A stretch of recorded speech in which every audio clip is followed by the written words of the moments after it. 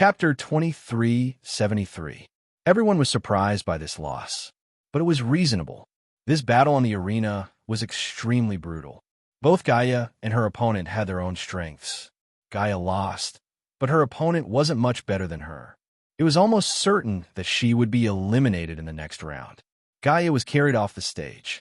Of course, Chen Zhao had checked Gaia. Her injuries were serious, but they weren't life-threatening. Elite had to be more careful in the following matches. Perhaps he had learned from Gaia's defeat. This time, Elite didn't hold back. He used all his big moves. The opponent was stunned by Angelite's attack. Elite didn't give his opponent any time to react. Of the 3 arena battles, Elite won the most easily. Of course, there were many factors that contributed to his win. It wasn't something that could be summed up with just one word: strength. From the magic characteristics of both sides to the psychological state of each other, everything was the key to the final outcome. Even if Gaia lost and Elite and Hell AIs won, it didn't mean that there was a difference in their strength. After this round of arena battles, there were 256 participants left. The next day, the 3rd round began. Helith was eliminated in this round. Chen Zhao knew the person who eliminated Hell AIs. It was Matthew from a church. Of course, he lost in such a fair competition. Even Chen Zhao didn't plan on teaching Matthew a lesson. Elite advanced with difficulty. In this battle, Elite used the same old trick again, but his opponent was prepared. Elite won the battle purely with his strength. There were 128 participants left, and the victor received a new piece of news. The next match wasn't a one-on-one. It was a 4-person mixed battle. Out of the 4 of them, only one could advance. Elite was well prepared, but he didn't have any advantage in this battle. So, he lost without any surprise. But it was already a good result to get this ranking. Although they belonged to the 128, they were now collectively known as the Holy Glory's Top 100. Elite also represented the supernatural organization. So, his achievement was one of the few honors of the organization. Elite had even created a historical record. He was the first person in North America to receive the honor of the Holy Glory Top 100. The last one was held in the real world. This time, it was no longer a one-on-one tournament. Instead, 32 people would be thrown into a forest with complex terrain. Let these 32 people fight each other. There were no other rules other than not being allowed to kill. Until the last 10 people were decided. These 10 people were the 10 people of Holy Glory. In the spirit world, this was practically the highest honor. Chen Zhao brought the people from the supernatural organization to watch the final battle. What do you think? How do you feel? They're clearly stronger than anyone in our team. It's not just the 10 people who won in the end, it's the 32 people who are stronger than us. West was very emotional. Only after seeing it for himself could he understand the difference between them. Not only was there a gap in strength, but there was also a gap in experience and combat awareness. It wasn't that they weren't good enough, but that the other party was better. However, this did not discourage West. After all, the supernatural organization used to be the lowest and most unorthodox supernatural organization. Over the past year or so, they had managed to achieve their current ranking. It could be said that they were growing at an extremely fast speed. Of course, not including Chen Zhao, they were already at the middle level now. Moreover, the supernatural organization had an advantage that most other organizations did not have. Most of the members were very young. Even Gaia was only 32 this year. Moreover, Gaia had not been in contact with the spirit world for long. How much more could Gaia grow in the next 10 years? West believed that the next 10 years would be when the supernatural organization would truly grow. The Battle of the Holy Glory this time had opened a new door for them. Chen Zhao, when are you leaving? Bifla asked. Tomorrow, Chen Zhao said. Have you investigated Udal Loken? Bifla shook his head. The information is very limited. We only have Udal Loken's identity, and most of it was provided by Celestial Master Zhang. There are basically no valuable clues. I have some information here, but I'm not sure if it'll be useful to you, Chen Zhao said. I know a couple. Not long ago, they were chased by Shiva's sect. Then, the Holy Knights got involved and took the couple away. Udal Loken seems to be targeting something from Shiva's sect. Maybe there's a connection between the two. If you have any connections in the Holy Knights, you can investigate in this direction. Bifla nodded. Last time, I obtained the immortal bird's flesh from you. I've researched something here, but I haven't sorted it out yet. Once I've sorted out the information, I'll send someone to Los Angeles for you. This was what he and Chen Zhao had agreed to. Chen Zhao would give him the Red Eagle's flesh. Bifla would be in charge of research and sharing the results. Chen Zhao did not expect Bifla to find something so quickly. Oh, you have a lot of connections, Chen Zhao said. See if you can collect Nirvana magic. No problem. Chen Zhao had been in Istanbul for so long. If he had to talk about gains, it was that his relationship with Bifla grew stronger day by day. Bifla usually looked arrogant, but he actually had a lot in common with Chen Zhao. If there's nothing else, I'm going to work, Chen Zhao said. What? Do you need help? Bifla saw Chen Zhao's troubled expression. It seemed to be something troublesome. Buying gifts for my kids, Chen Zhao said helplessly. I can't help. Goodbye. Chen Zhao had a headache too. He could not ask someone else to do this. Of course, a headache was just a headache. Most of the time, problems that could be solved with money weren't problems at all. This time, whatever the supernatural organization wanted to buy, Chen Zhao would pay for it. After the Battle of the Holy Glory, everyone was very relaxed. So, they were very relaxed when shopping. Without the pressure of the trial and competition, everyone was free both physically and mentally. For this, Chen Zhao even rented a plane, which saved him most of the trouble of traveling. After relaxing for an entire day, everyone finally set foot on their way back. Before leaving, Bifla even sent Chen Zhao and the others off at the airport. Although everyone was eager to return home, they still couldn't skip the 20-hour flight. 9 Heaven's Divine King. Chapter 2374. Portia was waiting at the airport. She watched as Chen Zhao's group walked out of the arrival gate with bags of all sizes. She'd received Chen Zhao's notice to arrive at 1 in the afternoon, but it was already 5 in the afternoon. Clearly, she'd been tricked by Chen Zhao again. Actually, Portia had already expected that Chen Zhao would trick her, so she delayed it for an hour. In the end, she'd underestimated Chen Zhao's shamelessness. After waiting for more than an hour, Chen Zhao was still nowhere to be seen. She'd wanted to just leave, but considering that she still had a large bill to pay, she endured it in the end. When she saw Chen Zhao's luggage, Portia cursed inwardly, evil capitalist. Smiling, Portia walked up. Boss! She opened her arms, wanting to help Chen Zhao carry Jerlin. No need. You're in charge of the cart. Portia's face darkened. This asterisk shoal has the nerve to make a weak girl like me carry so much luggage? Luckily, Gaia and the others helped Portia. Gaia, what happened to you? You didn't go overseas to fight, did you? Portia saw that Gaia's left arm was in a cast, and there was a band-aid on her brow. That's right, Gaia admitted readily. Really? What level of competition was it? Was it on TV? Can you find a recording online? Ha! I'm afraid not. It was an underground boxing match, Gaia said, chuckling. Ah, what a pity. Portia knew that Chen Zhao's subordinates were all good fighters, especially Gaia. Apparently, Gaia had a gym. It was also the most famous gym in America. Last time, Chen Zhao had talked to Gaia and heard that a venture capital firm wanted to invest in Gaia's gym. But Gaia didn't seem to agree, so the matter was left unsettled. After moving everything into the RV, Chen Zhao said goodbye to the supernatural organization. His family was obviously happy that he'd returned. Of course, they were even happier about the gifts Chen Zhao had brought back. Fei Lai already knew that Jerlin was fine, but after seeing the lively Jerlin with her own eyes, she was still very excited. When he got home, he felt much more relaxed, but there were more things waiting for him. Forget about the brewery. That day, Denver came to find Chen Zhao with a pile of documents. In short, it was a mess. Most of them were troublesome. Even things like donations needed Chen Zhao's signature. The next day, he went to the Supernatural Organization's headquarters. The members of the association all knew the result of the Battle of Holy Glory. Originally, many members thought that with their powerful strength, they would definitely be able to obtain a very good ranking. He had even obtained the title of Holy Glory, and even obtained the title of first place in the Holy Glory. However, the result disappointed most of them. Even an elite, who had the best results, only managed to get into the top 100 of Holy Glory. After all, most members did not know what Holy Glory represented.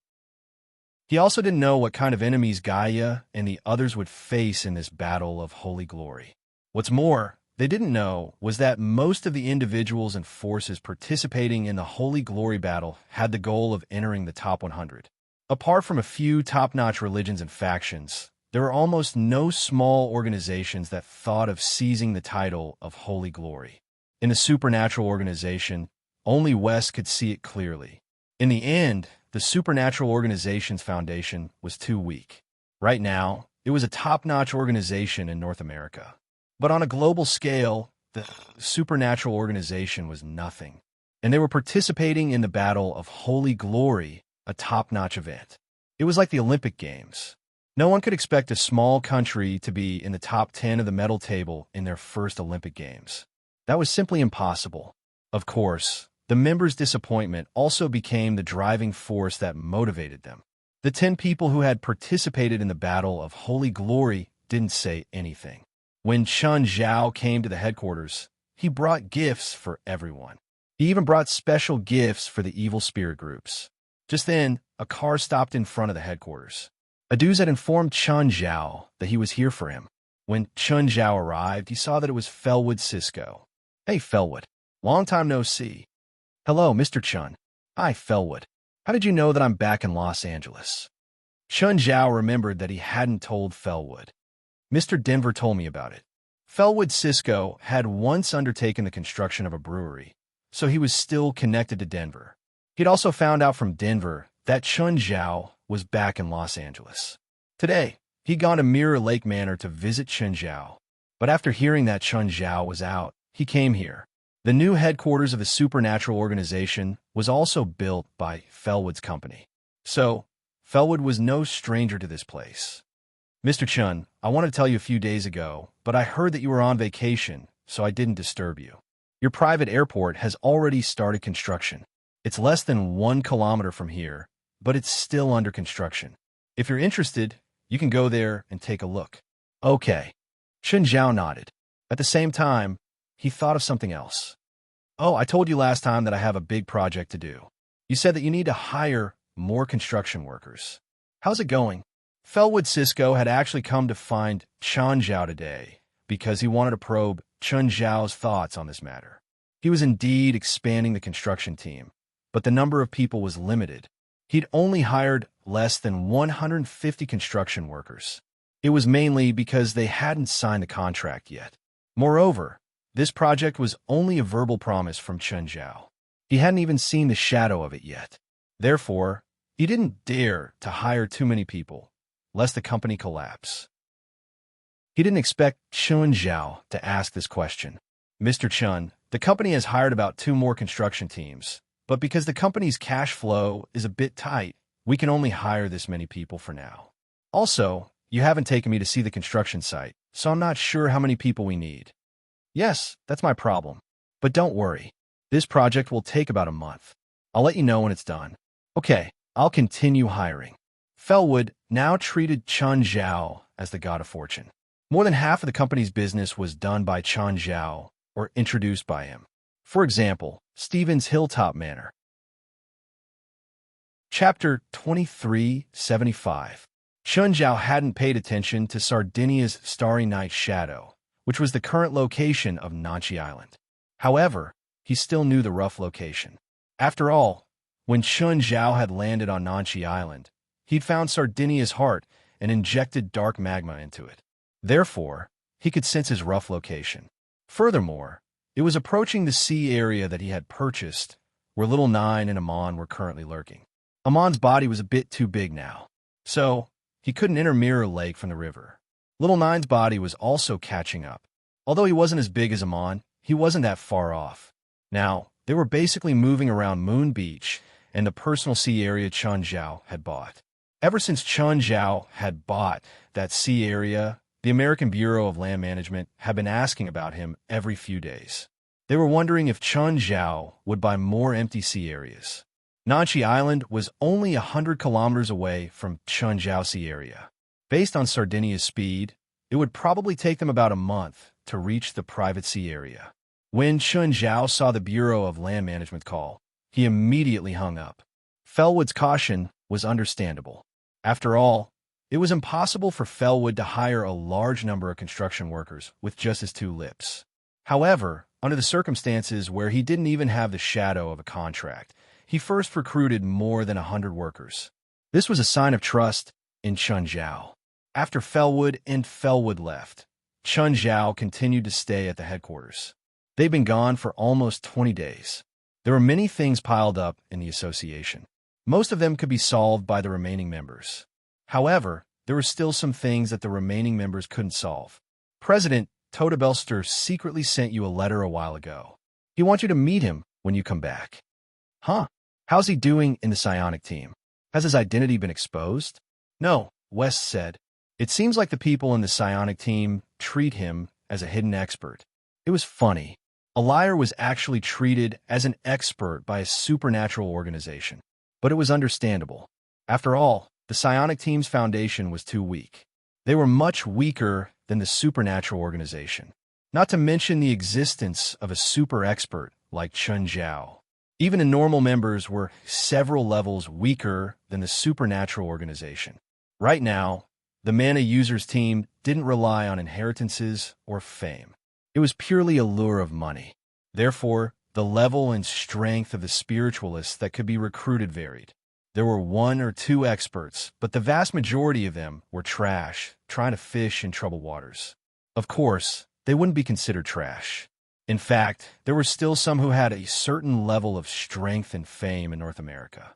However, if placed in the entire spirit world, he would basically be at the bottom of the barrel.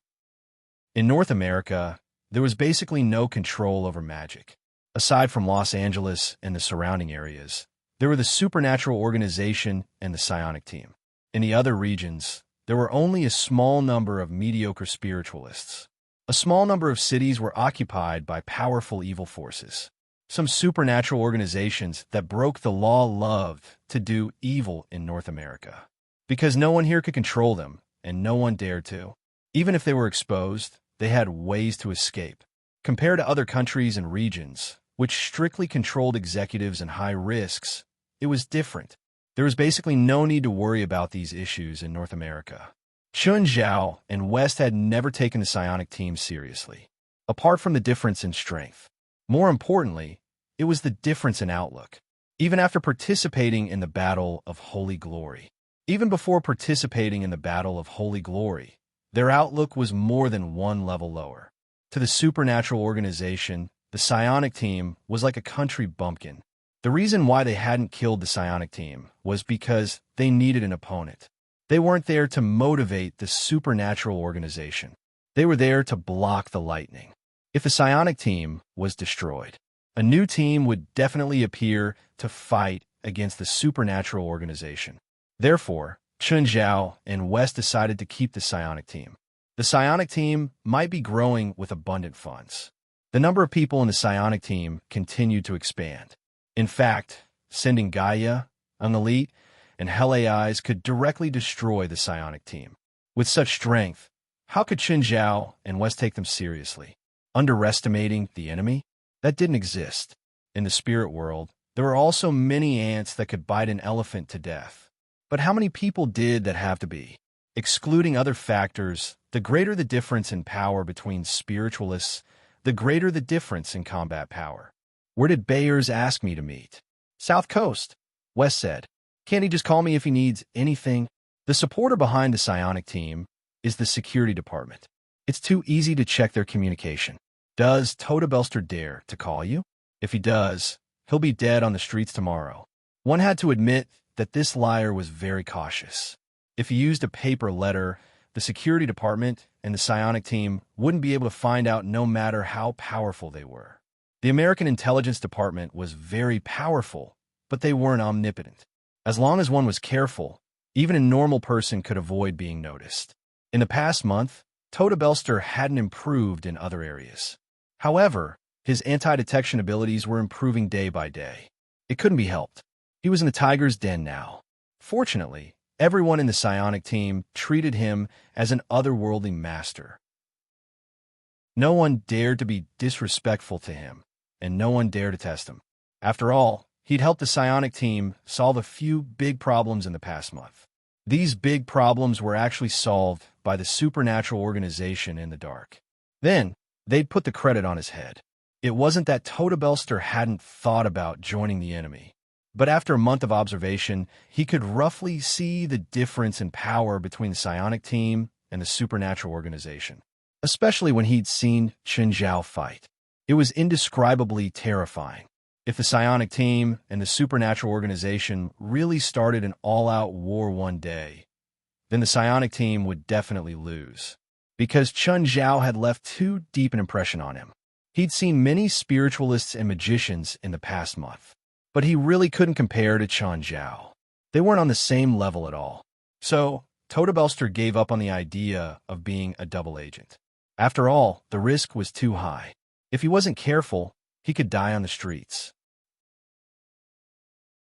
Chapter 2376. Todabelster was wearing traditional Chinese martial arts attire. Those who didn't understand his personality would think that he was an otherworldly master. Chen Zhao saw Todabelster. He was standing under the shade of a tree along the shore.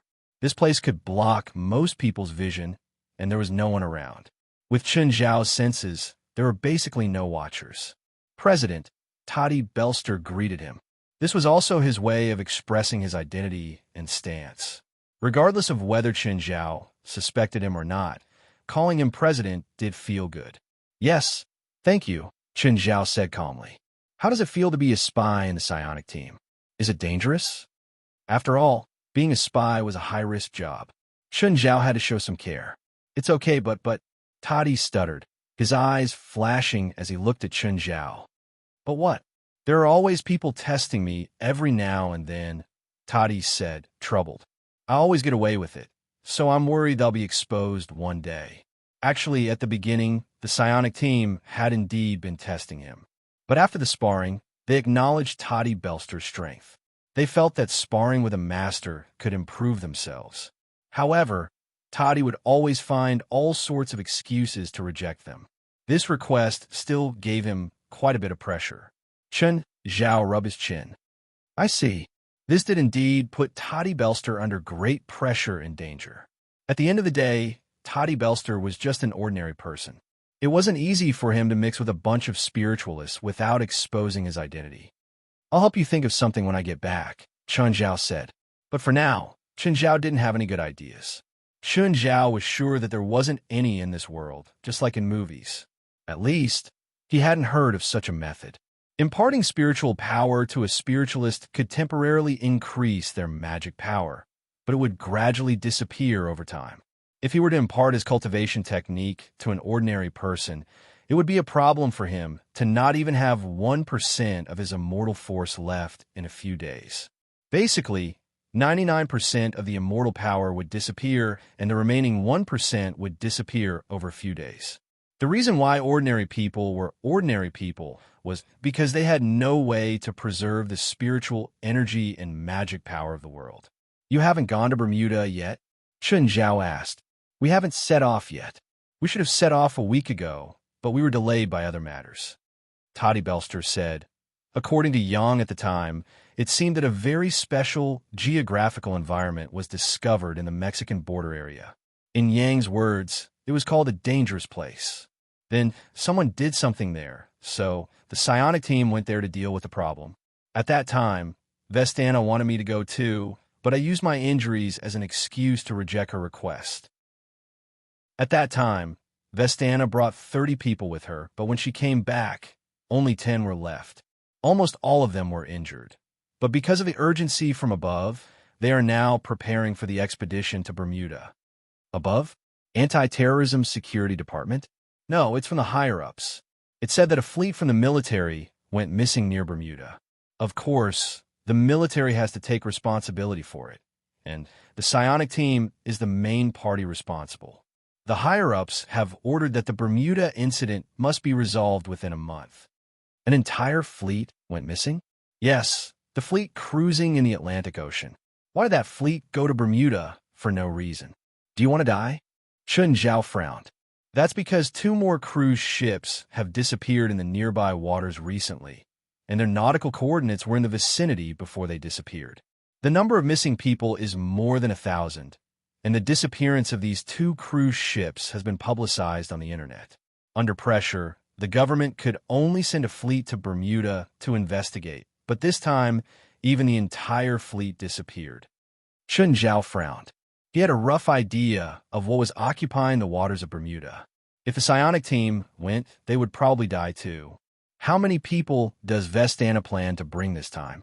All of them, Toddy Belster said. President, do you know what's going on there? A little, not much, Chun Zhao said. But with the psionic team's strength, if they go there, it won't be an expedition. It'll be sending sheep to the tiger's mouth. Then won't I be in danger? Toddy Belster panicked. At the end of the day, he was just a liar. Not to mention go to such a dangerous place. Even a small evil spirit could kill him.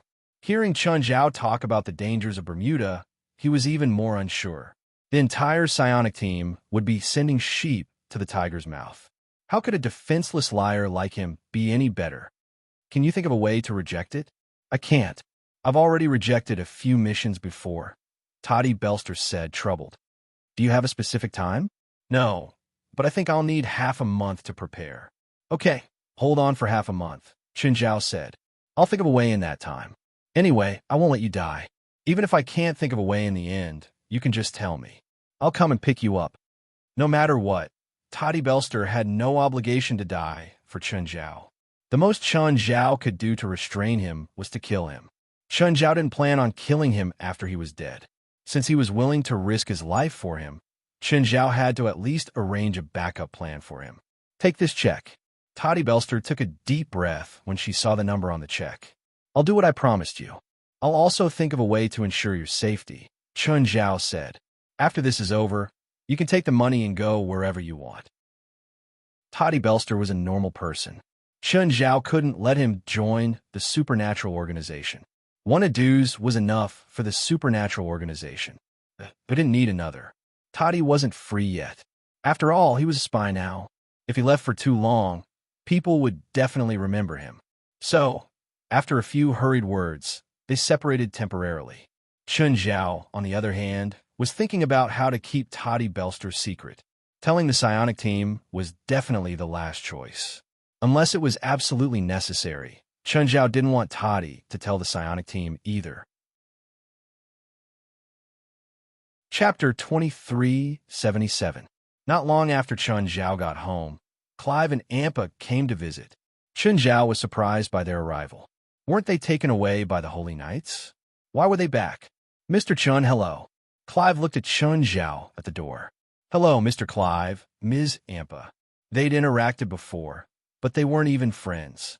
So, they were still very distant when they talked. Even the way they addressed each other sounded distant. When did you guys come back? 2 days ago. 2 days ago? It seemed like they'd come back earlier than him. Did you have any special encounters in Istanbul? Chun Zhao asked, pretending not to know. Nothing special, Clive said casually. I just met a few new friends. Chun Zhao thought about it. It made sense. The Holy Knights weren't some evil organization.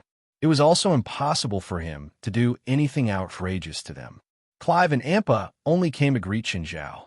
They also apologized to Chun Zhao. Chun Zhao invited them into the manor, but they didn't want to stay. They left after apologizing. After sending Clive and Ampa away, Alex came again. It was also a small matter, but it required Chun Zhao's signature. Ever since Dash and Beer became popular, all sorts of trouble came. In short, it was a messy matter. For example, someone claimed that Dash and Beer stole someone's recipe, or someone said that he had a problem drinking beer. It was more or less a case of petty theft. Alex had already taken care of these trivial matters. Those that should go to court would go to court, and those that should settle out of court would settle out of court. Chun Zhao basically didn't need to worry.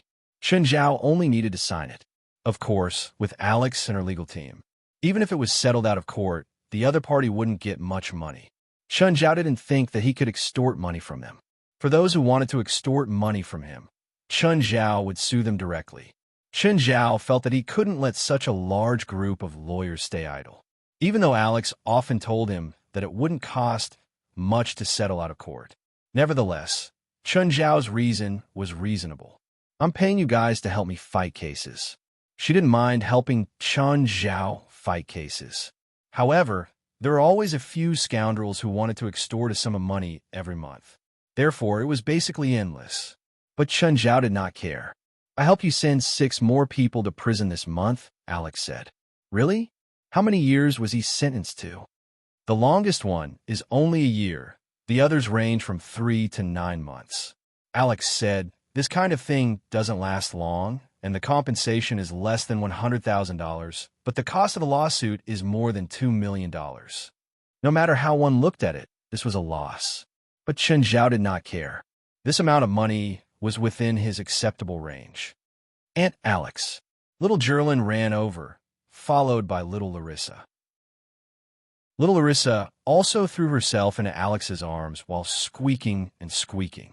Little Larissa could already speak, but she couldn't speak clearly.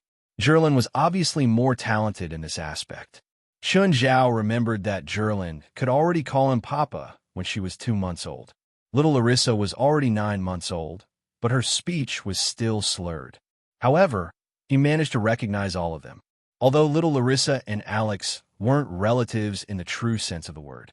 Nevertheless, Alex didn't forget to bring little Larissa a gift every time she came.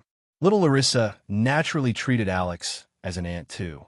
Feilai agreed and didn't treat Alex as an outsider. After asking Feilai to stay for dinner, Alex said goodbye and left. After dinner, the family played their own games in the living room. Didi and Pinan sat in front of the TV and played console games. Outside, little Jerlin, little Larissa, and Sindora ran like crazy. Kilo was practicing boxing with King Kong in the yard. The underlings were busy inside and out. Feilai, on the other hand, was flipping through a secret Taoist book. On the other hand, Chun Zhao leaned against Princess and talked on the phone. Briar, Bramble, Simba, and Nana kept messing around on Chun Zhao and Princess. Hey, old Zhang, it's me. What's up? I told you last time that your disciple is going to die in Bermuda. He should have gone long ago, but he was delayed. On the other end of the phone, Zhang Tianyi fell silent. Chun Zhao's call wasn't to tip him off at all. He was asking for benefits. What's the price for you? Zhang Tianyi asked. Give me Dragon Tiger Mountain. Give me a sincere price, Zhang Tianyi said. Chun Zhao's condition didn't have any practical meaning. Zhang Tianyi wouldn't agree at all. Chun Zhao didn't even think about it. No, it's not convenient for me to get involved, Chun Zhao said. I have a grudge against him and the psionic team he's in. You want me to help the psionic team kill the enemy? Am I that stupid? Don't talk nonsense. As long as you give me enough benefits, nothing is impossible. Can't you just ask Yang Guo to leave the psionic team? Do I have to lower my pride and stick to his cold butt? Am I that cheap? Guo looks weak, but he's actually very stubborn. If I use seniority to order him around, he'll betray his master. Do I not care about my pride? Then give me a price that's worth it. Can't you do it yourself? We're separated by the Pacific Ocean, but it's not hard for you. Do you know what nuclear deterrence is? My status in the supernatural world is equivalent to that of a nuclear deterrent. Have you ever seen a nuclear warhead run around in someone else's territory? Anyway, I won't do it. Think of a way yourself. Chun Zhao's attitude was decisive. He really didn't want to do anything and let the psionic team do it themselves. They had money anyway. Even if they were all destroyed, they could form another team later.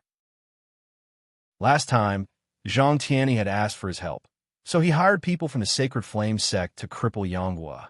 That way, Yanghua wouldn't be able to do anything. In the end, not only were the people from the Sacred Flame sect completely wiped out, they were even captured alive by the psionic team. No matter what, he couldn't get involved this time. You're really not going to help? It's not like you've never been to American territory before. Can't you just treat it as a friendly visit? Do you really need me to do it? It's not as simple as you say. I can't do anything, but you have so many disciples. You don't need Yanghua. My disciples and disciples are all precious. I can't lose one. You can't do this, you can't do that. Only your disciples are precious. Anyway, I'm just here to inform you. You could do whatever you want. I don't care. Chapter 2378. Chen Zhao and Zhang Tianyi did not see eye to eye. Zhang Tianyi only wanted to contribute money, not effort, even if the other party was his grand disciple. Chen Zhao wanted benefits, but he didn't want to put in any effort. He felt that if he were to make a move, he would be supporting the enemy. Helping the enemy was equivalent to causing trouble for himself. No matter what, he couldn't do it. In the end, Zhang Tianyi was the first to hang up the phone. Chen Zhao estimated that Zhang Tianyi would either do it himself or send his disciples to help Yonghua. Ferlin, don't disturb the underlings. They need to work. Chen Zhao glanced at Ferentia, who was playing a prank. The children at home were already used to the existence of inferior demons.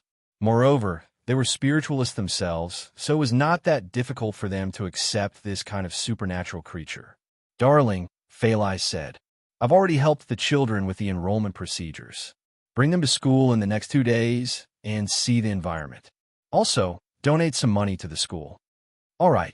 Seeing that they should be free for the next 2 days, Chen Zhao decided to take the kids to school. Also, it was about time for little Jerlin to enter preschool. Chen Zhao could arrange for a few private tutors, but he hoped that his children could interact with other children. School was the best place for children to socialize. To Chen Zhao, children didn't need to learn cultural knowledge in school. Instead, they needed to learn how to socialize. Of course, some of the children in the family were willing to go to school, and some were not. Like Didala, who was the oldest of the children. Therefore, she was the most understanding, although she was not very willing to go to school. But she never showed it. Another example was Kilo. He was introverted and shy, and wasn't good at socializing. Therefore, his reaction was the most obvious. He was unwilling. However, Chen Zhao and Feilai didn't listen to him. In Crow's case, it was a clear sign of a lack of social interaction. The more he didn't want to go to school, the more Chen Zhao and Feilai wanted to. The next day, Chen Zhao brought a group of kids to school. Of course, today was not the first day of school. Mr. Chun, nice to meet you. I'm Mackenzie, the principal of Mountain Elementary School. Mackenzie welcomed Chen Zhao in the parking lot. It wasn't Chen Zhao's first time meeting Mackenzie. However, there was no communication or interaction. They had met at a local festival in Mountain Town. Mackenzie had spoken a few words on the platform. As an invited guest, Chen Zhao had seen it from afar. Chen Zhao was the richest man in Mountain Town. Therefore, he would be invited to almost all the local celebrations. Hello, Mr. Mackenzie. These are my children. Hello, children. Hello, Mr. Mackenzie. Dadaira was the first to greet him. The school in Mountain Town could only be considered average in terms of teachers and scale. It was even a little inferior to the primary schools in China. The United States also had resources in the area of education funding. Large and developed regions would definitely have better resources. On the other hand, the resources in small and remote areas were much worse. For example, the school in Mountain Town was funded by the local government. However, the funding for education was also quite limited, although the children of the family had received education in the past. However, the education they received was also uneven. The American education system was divided into preschool education, primary education, secondary education, and higher education. Basically, it was equivalent to the 4 levels of education in China: kindergarten, primary school, secondary school, and university. However, the length of education differed from region to region. There were 8 or 4 systems, 6 or 6 systems, for a 4 or 5 or 3 or 4 systems. Mountain Town and the surrounding areas of LA were all 8 and 4. That was 8 years in primary school and 4 years in middle school. Apart from little Jerlin and little Larissa, the other children in Chen Zhao's family had more or less received some education. Their age distribution was also different. Mackenzie showed Chen Zhao and the children around the school. The field seems a bit old. It was built when the school was first established, Mackenzie said. Because it was a public school, the funding wasn't very abundant. That's the classroom building. Next to it is the library. Mackenzie introduced them one by one. Chen Zhao nodded. Didira, show them around the school. Didira nodded understandingly. She was precocious, and due to her family's accident, she was more like an adult. After the children left, Chun Zhao took out a check and handed it to Mackenzie. When Mackenzie saw the number, she almost had a heart attack.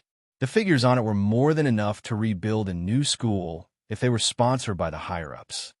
Mr. Chun, I want my children to have a wonderful semester. I don't care about their grades, but I don't want them to be wronged. Mr. Mackenzie, do you understand? Yes, I understand. I'll try my best to ensure their studies and school experience. Thank you for your help, Mr. Mackenzie.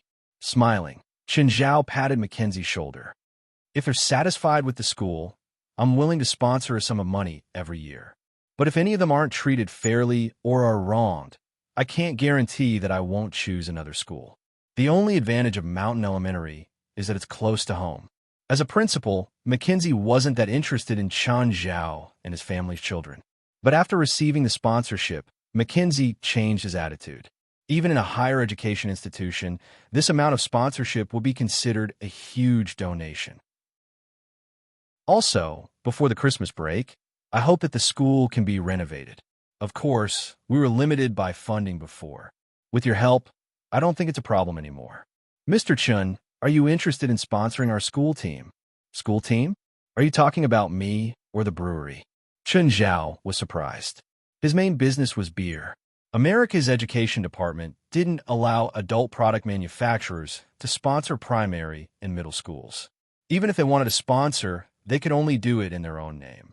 Alcohol products were even stricter. They weren't allowed to appear in any place in primary and middle schools. After all, Chun Zhao was a teacher, so he had some understanding of this. The check he'd just given should be enough to support the school team's competition. Mr. Chun, do you only have one brewery? I remember that you have a restaurant, right? Chun Zhao had never considered advertising Marina's restaurant. After all, Marina's restaurant was a high-end restaurant. Its service group was special, so it wasn't suitable to appear on TV. But if it was a school team, it wouldn't lower its profile. Instead, people would think that it was charity. What's the main competition for Mountain Elementary School? Chapter 2379. Marina's restaurant wasn't a secret. However, most people didn't know that Chun Zhao had other businesses. Mackenzie was a smart person. He probably asked about Chun Zhao's businesses. Maybe he couldn't find out about other businesses, but it wasn't hard to find out about Marina's restaurant. Mackenzie's request was simple. He wanted to sponsor the school team. His price wasn't high either. It was less than $20,000 a year. Dashan Elementary School had a basketball and cricket team. Chun Zhao had already donated $1 million. It was indeed a huge sum in one person's hands. However, for an old school like Dashan Elementary School, it was a bit hard to make ends meet. After all, everything needed to be repaired. Some places even needed to be expanded or built. Chun Zhao also wanted the school to be renovated. Therefore, the funds left for activities or education became tight. That was why Mackenzie asked Chun Zhao for money in the name of sponsorship. He knew about Marina's restaurant, even though he hadn't been there before. As the most famous and high-end restaurant in LA, it was easy to imagine how much it cost to go in and out. The people who went there were basically celebrities. They were either rich businessmen or celebrities. There weren't many restaurants like this in LA. Restaurants like this usually didn't advertise on TV. Advertising would actually lower the restaurant's grade. Usually, they would do soft advertisements in weekly magazines or newspapers. Or, in entertainment news, give some money to the entertainment reporters and let them mention Marina's restaurant while reporting on celebrities. Chun Zhao had asked Stephen and James for help a few times. He would first invite them to eat at the restaurant, then spend money to find entertainment reporters to report. With Stephen and James's current fame and status, other restaurants wouldn't be able to invite them. Regardless of whether they spent money or not, it was impossible for them to advertise a restaurant just for a meal. However, they were happy to help Chun Zhao so that he would owe them a favor. As for Stephen, his cooperation with Chun Zhao was quite pleasant. Because of Chun Zhao's help, he had even reached the peak of his career. James, on the other hand, knew how powerful Chun Zhao was. Chun Zhao wasn't the only one who was close to Stephen and Rasfa. He was also very powerful in the business world. At least this time, due to the funding problem, the film company asked him if there were any ways to get funding for his new movie. James decided to give it a try and called Chun Zhao. In the end, Chun Zhao helped him get 60% of the budget for his new movie. It was very difficult to run a high-end restaurant, at least in the early stages. Advertising would lower the standard of the company, but no one would know if they didn't advertise. Just like what Chun Zhao had done before, he could buy a ready-made one. If Na Fa Twain had not been in a hurry to use the money, Chun Zhao might not be able to buy the shares of Marina's restaurant at such a cheap price. The monthly revenue and net profit of Marina's restaurant were definitely worth the huge sum. The monthly turnover of Marina's restaurant could even exceed 20 million. After deducting taxes, the net profit was still more than 50%. This was definitely a very high-quality property. Of course, this was also because Chun Zhao had provided some special ingredients. Delicious and expensive at the same time. Ordinary people couldn't afford it. But in Los Angeles, there was no lack of rich people. Moreover, Marina's restaurant had many repeat customers. Among them, there were countless celebrities. Marina Restaurant doesn't allow reporters to enter. However, if the celebrity was willing, they might be the ones who found the reporter. The restaurant wouldn't stop them. But because of Marina's restaurant's special position, it was hard to advertise. Spending tens of thousands of dollars to sponsor a school team was quite suitable for Marina's restaurant. Of course, the rate of return was basically of little value. After all, even if you put Marina's restaurant's name on the school team's clothes, no one would pay attention to it, unless they could participate in at least an intercontinental competition. After visiting the school, Chun Zhao left with the children. When he got home at noon, there was no one at home. Fei had gone to work, but the underlings had already prepared lunch. After the family finished eating, they heard the sound of a car horn outside the door. "Master, Mr. Stephen is visiting," the system reminded. The underlings that had been scattered around the house immediately sped up. In a few minutes, they finished what they had to do and returned to their lair. After the gate was opened automatically, Stephen drove the car into the parking lot like he was familiar with the place. Chun Zhao had been standing in the parking lot to welcome Stephen. But as soon as Stephen got out of the car, he started cursing at Chun Zhao. "You asterisk shoal, where have you been for the past half a month? Every time I call you, you don't answer. Either you're outside the service area." Chun Zhao shrugged and turned to look at the other middle-aged man that Stephen had brought. Chun Zhao knew that Stephen wouldn't bring strangers to his house. Even if he wanted to introduce a friend, it wouldn't be in his house. "Hello, I'm Lit's father. I'm Drow Grove." Chun Zhao was stunned. Was this Lit Grove's dad? No wonder Stephen had brought him here. "Hello, Mr. Drow. I really like your movie." Drow Grove chuckled. He didn't believe Chun Zhao's polite words. Chun Zhao had been confused when he saw him just now. He clearly didn't recognize him. Of course, he wasn't here to argue with Chun Zhao this time. It was mainly because when he'd invested in a movie last time, his son had to borrow money from Chun Zhao to start filming because of the funding problem. He heard from his son that Stephen had hired him as the lead in Stephen's new movie because of Chun Zhao's help. Therefore, it was reasonable for him to come over and thank Chun Zhao. From his son, he got a rough understanding of Chun Zhao's personal information. For example, he was very rich, very powerful, and couldn't be messed with. But Drow Grove didn't have any idea about this. But when he saw Mirror Lake Manor, he knew how rich Chun Zhao was. As an A-list celebrity, he had a lot of money. But the manor before him was probably as rich as his family. He was curious how a university professor like Chun Zhao could be so rich and have so many connections in Hollywood. At first, he'd only thought that Chun Zhao had some money. But after the audition for Stephen's new movie, he was hired directly. Only then did he start to believe his son's words. Chapter 2380. In America, the evaluation of rich people was divided into several levels. First was the car. America was a country with a lot of cars, so most of them were cheap. But luxury cars were still very expensive. Therefore, if this person was driving a luxury car, then this person was definitely a rich person. Second was the house. Houses were judged by location, size, and area. For example, in Beverly Hills, the most direct impression was that there were a lot of patrolling police. This was how the government treated the rich differently. Then there was the yacht. Drow Grove saw the yacht dock by the shore. This yacht was almost equivalent to his entire fortune. Drow Grove made up his mind to build a good relationship with Chun Zhao. Of course, Chun Zhao didn't have such thoughts. He treated Chun Zhao more like a normal guest. Although he was Lit Grove's father, Chun Zhao didn't have any relationship with Lit Grove. There wasn't even any exchange of benefits. Their social classes were also different.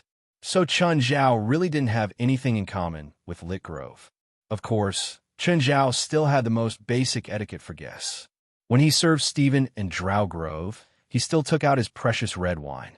After all, Drow Grove had been in Hollywood for decades. He was experienced. Of course, he could feel that Chun Zhao didn't interact with him. However, this was also human nature. After all, it was their first time meeting. Chun Zhao's relationship with Drow Grove was all because of his son. Even Stephen had brought him here because of his son. Drow Grove also got this role because of his son. However, Drow Grove didn't expect to talk about life and philosophy with Chun Zhao on the first day. At least they'd gotten to know each other and talked.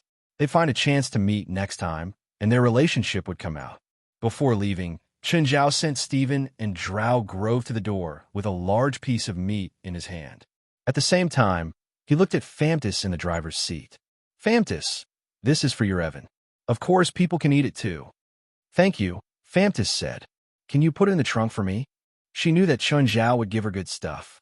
Every week, Chun Zhao would send 20 kilograms of raw food to Stephen. Famtis was in charge of transporting the food back and forth between the two ends. Occasionally, Stephen would give her some too, and Evan was very fond of eating these kinds of meat. Chun, I've eaten most of the food you sent last time, Stephen said. Marina's restaurant has unlimited supplies, Chun Zhao said bluntly. If you want to eat, go to my restaurant. Marina's restaurant is so expensive. I need at least $10,000 to fill my stomach. I can't afford to go there every day.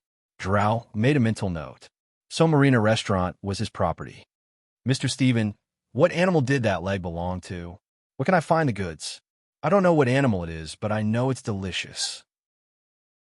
As for the original source, only Chun knows. That's his secret. If you want to know, you'll have to ask him yourself and see if he'll tell you. However, Marina Restaurant sells a limited amount of original ingredients every month. If you're interested, you can check it out, but it won't be cheap.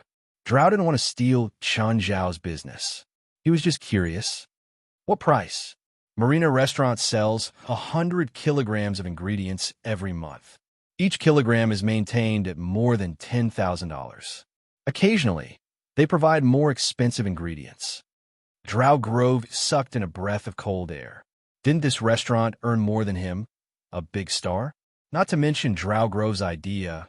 Many rich and famous people had wanted to get their hands on Marina's restaurant, but Chun Zhao had rejected them all. Most of Marina Restaurant's shares were in Chun Zhao's hands now. Only a small portion was mortgaged to the bank. Of course, rather than saying it was mortgaged, it was more like an exchange of benefits and the maintenance of relationships. There were so many investors in the world. They invested everywhere to find good projects. But good projects weren't so easy to find. Take some internet companies that everyone was familiar with. It seemed like the investors who invested in these giant internet companies made a lot of money. But in fact, before they successfully invested in these internet companies, they had made the same investment dozens or even hundreds of times. It was basically like one or two out of dozens or hundreds of failed investments. Only then could they recoup their capital. Why would the owners let you invest in a confirmed good project? Because you had money? There were many rich people in the world. Thus, Drow only thought about it. He wouldn't do anything. Drow was more concerned about Chun Zhao's connections and connections. It seemed like he had to ask his son. Let's see if Leet has any more information. Not long after Stephen left, Chun Zhao received a special call. Hello, handsome. What's up? Chun Zhao looked at the screen. The handsome guy was lying lazily on a cloud. I heard from Belial that you fought a titan snake before, he asked. Yes, but it's a modified titan snake. Find me a pure-blooded titan snake, dead or alive, but the heart must be intact, the handsome guy said. Depends on luck, Chun Zhao said. I'm not sure if I can find one again. Just then, a cryptic magic array appeared on Chun Zhao's screen. Find an empty space and set up this magic array. Summon a weapon I made for capturing Titan snakes. Empty space? How big? Not too big, the handsome guy said. About 10 meters is enough. Chun Zhao started drawing the magic array on the grass in the backyard. You drew it wrong. It's a bit too much. Chun Zhao was a bit annoyed. A bit more or less is fine. If you insist on drawing it like this, you might summon a Lord-level demon. Of course, it'll also drain your magic power. This magic array can summon demons? Didn't you say it's a weapon? I changed it at the last minute. It's from another magic array. Also, you drew it wrong again. There's a tick missing. You'll be sent to an unknown space. Magic arrays are so troublesome. It's indeed difficult for untalented humans. Can you not look down on me before ordering me to do things? Chun Zhao pointed to the ground. Another ravine appeared. There's another line. It'll cost you 10% more magic power. 9 Heavens Divine Emperor. Chapter 2381. Chun Zhao really didn't have the talent to draw magic arrays. Fine, Chun Zhao admitted it. It wasn't that he couldn't draw the magic array that the handsome young man had provided. If he just copied it, he could finish it in 3 to 5 days. However, Chun Zhao clearly didn't plan on spending 3 to 5 days to draw a magic array. If he had the time, he might as well kill a Titan snake. It would be more straightforward. So, Chun Zhao could only find help. Help me gather the kids in the living room, Chun Zhao said to the butler. As long as they were in the manor, Chun Zhao didn't need to shout. The butler would receive his orders. When Chun Zhao entered the living room, the kids were coming down the stairs. Uncle, did you call us? Have any of you studied magic arrays before? Or who knows how to draw one? Uncle Mimi, Binz yelled excitedly, raising his right hand. Chun Zhao looked at Binance, who was 7 years old. He didn't trust this young face at all. Binz, aren't you a water mage? Uncle, I really could draw magic arrays. My mom used to be a Turing mage. I'm a water mage, but I've been taught basic Turing magic, Binz said. Chun Zhao looked at Didi, who nodded. Annie Muller is indeed a Turing mage, but I didn't know that Binz can draw magic arrays. Chun Zhao took out his phone. Look at this magic array. Can you draw it? What a huge magic array. Binz looked at the array on the screen and said, Uncle, is this a summoning array? Or something? A weapon from hell, Chun Zhao said casually. Isn't it too complicated? It's not complicated at all. Someone must have modified it. It's not an original one, Binz said. At the same time, he glanced at Chun Zhao. It looks like someone modified it to make it easier for people who don't know how to carve it. But at the same time, it also increased the spellcaster's requirement. Uncle, according to the mana requirement of this magic circle, it will need a lot of mana. Chun Zhao could clearly see the disdain in Bin's eyes. Chun Zhao's face twitched. Stop nagging. Draw it for me. Uncle, it's okay if you want to draw a magic array, but you have to promise me something. What? I don't want to go to school. Chun Zhao rolled his eyes and dialed a number. Hey, right, it's Chun Zhao. Help me contact a completely sealed school. I want to send a disobedient Astra-Shoal there. No. Binance hurriedly hugged Chun Zhao. Uncle, I was wrong.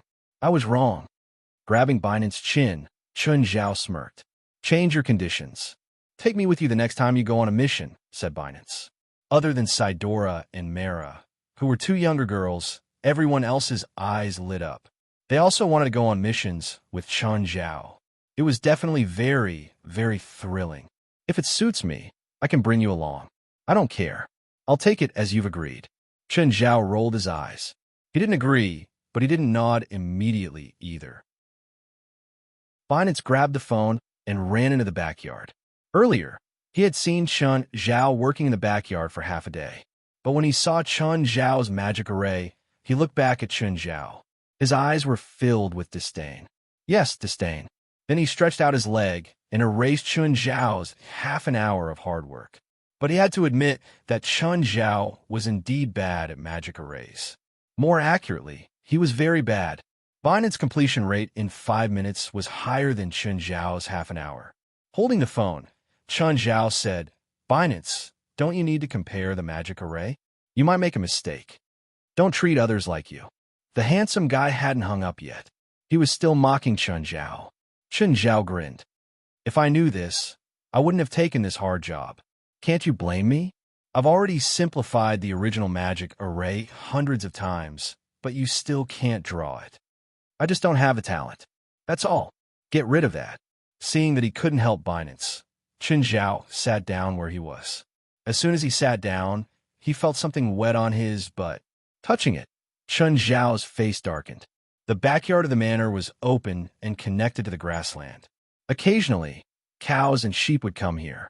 Most of the time, they would be chased away by the family pets. But sometimes, the cows and sheep would leave some gifts before they left. Chun Zhao wanted to cry. What was under his butt was a fresh cow fun. He called the underlings to clean up the place. Chun Zhao returned to the bathroom to take a shower before coming out. In 10 minutes, Binance had finished half of it. This kid's talent is good. I have some magic books like this. I'll give them to you later. Oh, I have a question. Go ahead. I have a friend, to be precise, he's my subordinate. He doesn't have any magic power. He's just an ordinary person, but he relied on his charisma, deception to sneak into the enemy's headquarters and was treated as a VIP. However, he doesn't have any ability to protect himself. Recently, due to some matters, the enemy needs to test the strength of their subordinates. Now, he only has two choices. Either he directly shows his cards, or he gets killed by the enemy. Is there any way to give him the ability to protect himself? It's simple. Make a summoning magic array for him. Of course, no matter how convenient it is, it's not as convenient as carving it on his skin. He doesn't have any magic. How can he use the summoning magic array? And what about the target? Sacrificial summoning doesn't need magic.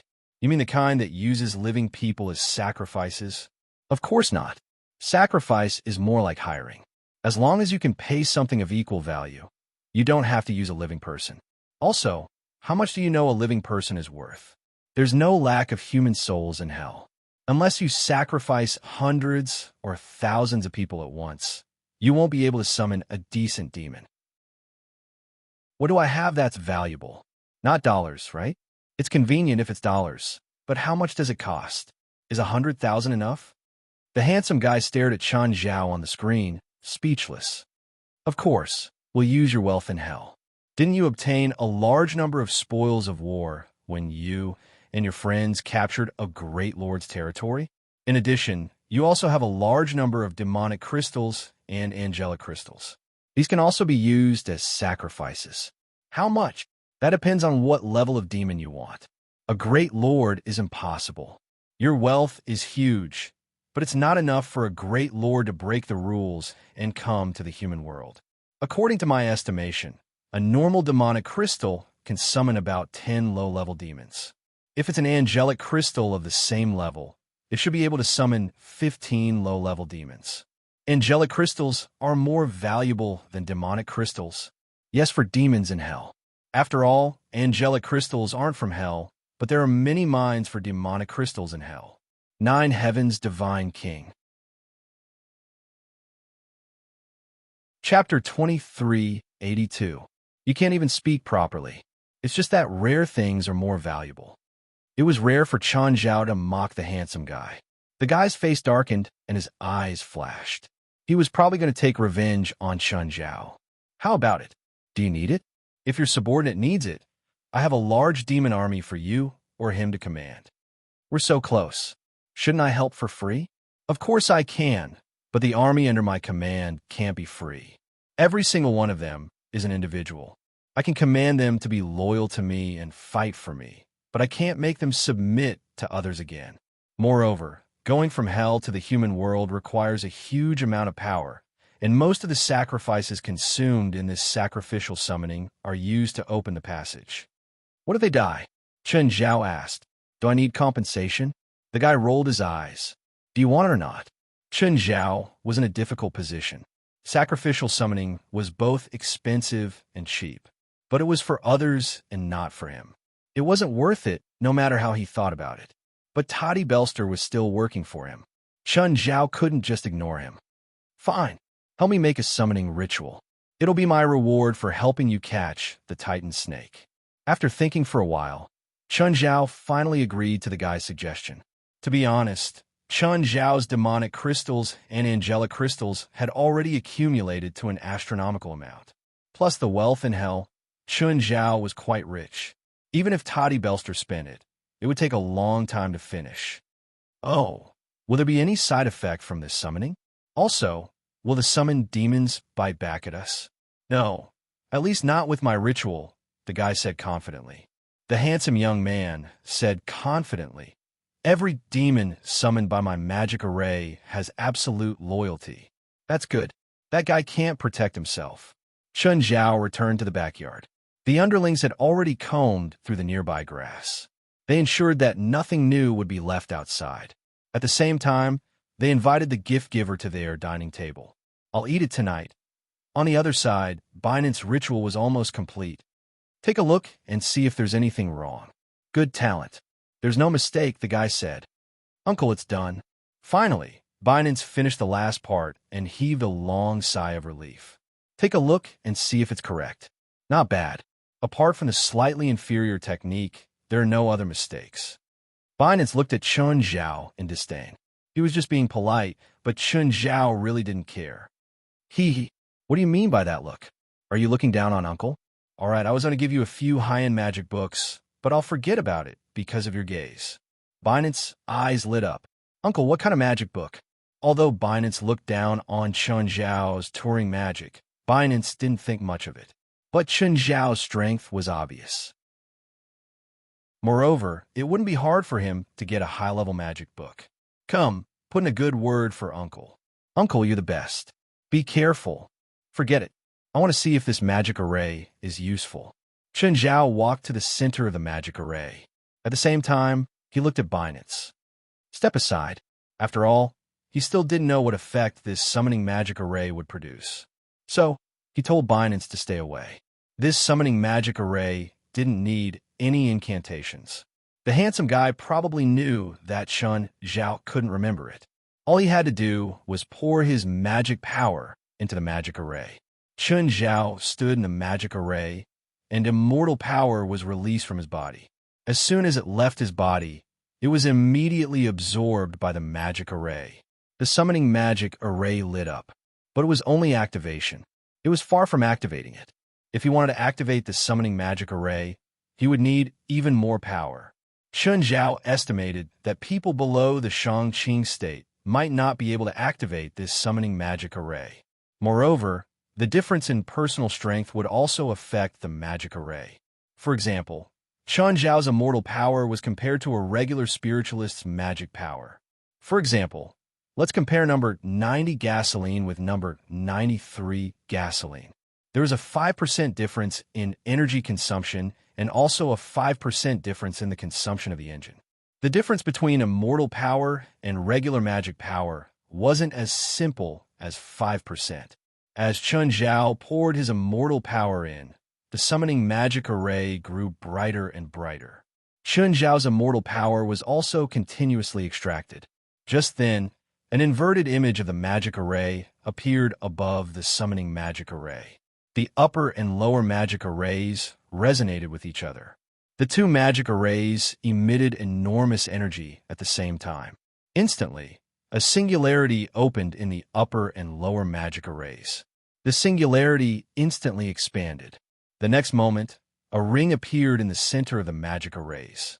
The ring was engraved with indecipherable inscriptions. Chun Zhao raised his right arm as if he had an epiphany. The ring landed on Chun Zhao's right wrist. It shrank instantly and wrapped itself tightly around his wrist. At the same time, the magic array closed. The magic array carved on the ground was left with a scorch mark. The original patterns had disappeared. The entire process was both difficult and simple. There weren't any technical difficulties. Any spiritualist who had awakened could do it easily. However, that was the only difficulty. With enough magic power, an ordinary spiritualist would be sucked dry just by standing here. Chun Zhao retracted his arm and looked at the ring. The metal ring looked like an ornament. It was exquisite, but it didn't match Chun Zhao's style. But Chun Zhao couldn't take it off now. This thing would only activate itself when he encountered the Titan snake. Apart from affecting Chun Zhao's personal style, it didn't have any other effects. It wouldn't increase Chun Zhao's personal strength or combatability. Chun Zhao muttered. This guy wasn't giving him any advantages at all. Uncle, is this a weapon from hell? It looks normal. What's its use? Binance walked up and looked at the metal ring on Chun Zhao's wrist. He was looking forward to Chun Zhao's live performance. What weapon? It's an ornament, hell style. How about it? Not bad, right?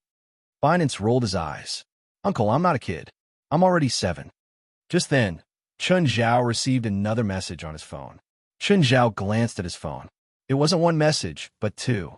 One was about Turing's spell, while the other was about sacrificing the summoning magic array. Chapter 2383. Angel Coast. If one were to say that the most beautiful scenery here was not the beach and the scenery, it was the lifeguards. Recently, the Coastal Rescue Team had received a large donation. Therefore, other than expanding the basic building and buying professional equipment, the team had also hired 10 more lifeguards. If they only relied on the original 12 lifeguards, the workload would be too much. Almost every member of the Coastal Rescue Team had to continuously patrol and save people during working hours. With the addition of 10 new lifeguards, the pressure on the old lifeguards was relieved. The current arrangement was basically 1 new member and 1 old member in one group. There were 10 groups in total. They would patrol the 4-kilometer-long coastline every time. There were 5 groups each time. The other 5 groups would rest at the observation deck or the headquarters. The vice captain is called Fei Lai, right? Does she have a boyfriend? Fei Lai, I advise you not to do anything to her. Not only does she have a boyfriend, but she also has a child. I don't mind. Her boyfriend does, Igo said calmly.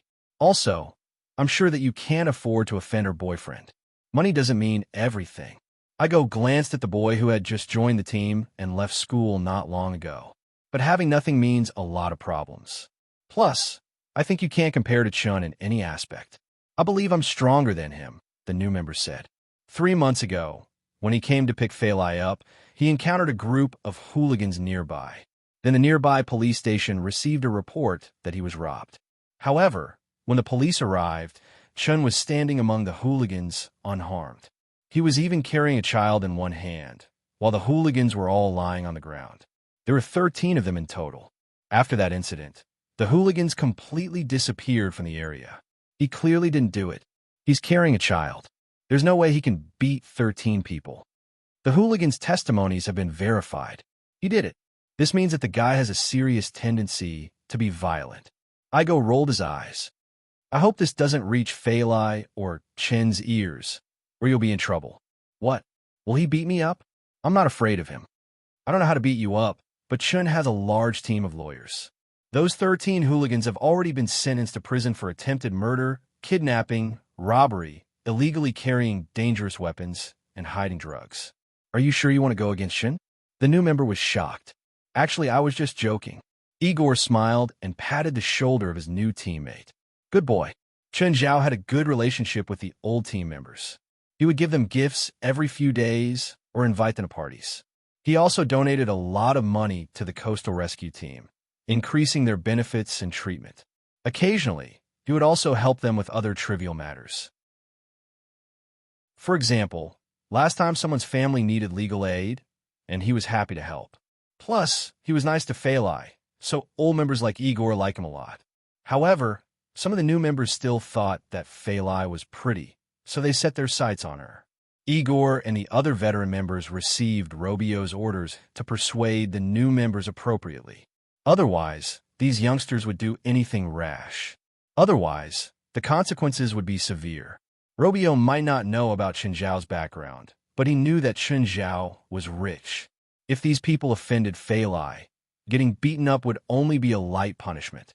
She might even disappear from the world. No one would know if she was alive or dead. Someone's drowning ahead. Hurry and save them. Igor suddenly noticed that there were people bobbing up and down in the sea. At this moment, a red figure rushed into the sea like a bolt of lightning. So, She's a sprinting champion, right? Stop talking. Hurry and save them. Igor also charged out. Igor was already used to it. Phalai's sprinting and swimming speed could be described as terrifying. She completely surpassed the male members of the coastal rescue team. Sometimes, he even wondered if rich people ate special tonics. As a female, Phalai's superhuman stamina made all the male members of the coastal rescue team feel ashamed. Of course, Phalai's stamina was exaggerated, but it was still acceptable. Igor could barely keep up with Phalai in front of him. The new member, on the other hand, was having a hard time. He had actually been on the school swimming team when he was in school. However, swimming in the sea was completely different from swimming in a pool. The ups and downs of the waves would bring about huge resistance and consume more stamina. Veterans like Igor and Phalai were already used to the ups and downs of the waves. They knew how to use the potential energy of the sea. That was why they swam faster and also knew how to use the power of the waves. The new member, on the other hand, needed a long time to figure it out. That was why Phalai had already fished the drowning person out when the new member was only halfway there. However, Phalai had also used up most of her stamina. After putting on a life jacket for the drowning person, she swam back more than 10 meters. Igor came up to help. The two of them worked well together and pulled the drowning person to the shore. The new member didn't come up to help. It wasn't that he didn't want to, but that he couldn't. He could only follow behind Phalai and Igor. The new member returned to the shore and looked at Phalai and Igor, who were saving the drowning person. He put his hands on his hips and panted. "So, sorry. I couldn't help." Phalai and Igor ignored the new member and focused on saving the drowning person. Igor gave the drowning person mouth-to-mouth resuscitation. The drowning person vomited out some seawater, but he was still unconscious. "Robio, I'm Phalai. 1 kilometers west of the shore. We need first aid equipment and a stretcher." Just then, Phalai saw an octopus stuck to the drowning person's foot. The octopus must have attached itself to the drowning person's foot, causing the person's leg to cramp. Phalai patted the drowning person's calf and picked up the octopus. The octopus tentacles immediately wrapped around Phalai's palm. Phalai felt a slight prick on her palm. Then, she saw her palm turn black. Immediately, Phalai felt her body go limp, and she fell to the ground. "Phalai, what's wrong? Don't move. It's poisonous. Help me inform Chun." Phalai's voice was weak, and she looked very weak. "Do we need to inform Chun?" Igor asked hesitantly. Most people knew that most octopuses had a tiny amount of paralysis toxin. It was mainly used to paralyze their prey. However, even a giant octopus's toxin had very little effect on the human body. However, this palm-sized octopus could actually make her feel weak all over. One must know that her body and resistance to poison were many times higher than a normal person's. This was why Phalai felt that this octopus was unusual. Chapter 2384. Chun Zhao hurried to the hospital. By then, Phalai had already been sent to the hospital. When Chun Zhao arrived, Robio, Igor, and the others were standing outside the door. "Robio, where's Phalai? What's the situation?" Chun Zhao asked anxiously. "Phalai's in the emergency room," Robio said. He didn't know how to face Chun Zhao. After all, he'd promised Chun Zhao that he'd take good care of Phalai. But now, something had happened.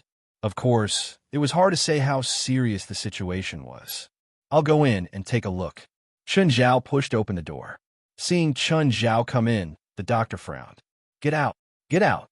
Ignoring the doctor's attitude, Chun Zhao walked toward Phalai. "You're here." Phalai's voice was weak. Chun Zhao put down the suitcase and glanced at the doctor. "Excuse me. I'm a doctor too. That doesn't mean you can come here and disturb my work." Chun Zhao waved his finger. "At the same time, I'm rich too. Very rich, so I can." Then, the emergency doctor made way for him. Clearly, he knew that going against the rich wasn't a wise choice. In fact, he would occasionally accept some part-time jobs, similar to Chun Zhao. Moreover, most of the patients he accepted were rich, so he knew the power and influence of the rich. "Thank you. Please give us some peace," and close the door. After chasing the doctor out, Chen Zhao's heart ached when he saw Fei Lai's swollen hand, which was 3 times its original size. There was also a round, fat octopus on it. You didn't take it off? Chen Zhao asked, frowning. I can't. It hurts when I pull, Fei Lai said. Really? What about now? It doesn't hurt now. The octopus's poison might have a numbing effect. As long as you don't pull it by force, it won't hurt too much. Chen Zhao looked at the octopus. It seemed to have a faint magical aura. Chen Zhao pinched the octopus's head. It was swollen, but it was empty. Chen Zhao took out a scalpel, planning to cut the octopus. Just then, the octopus suddenly reached out with a tentacle and grabbed Chen Zhao's right hand. Huh! The suckers on the tentacles quickly stuck to the back of his hand.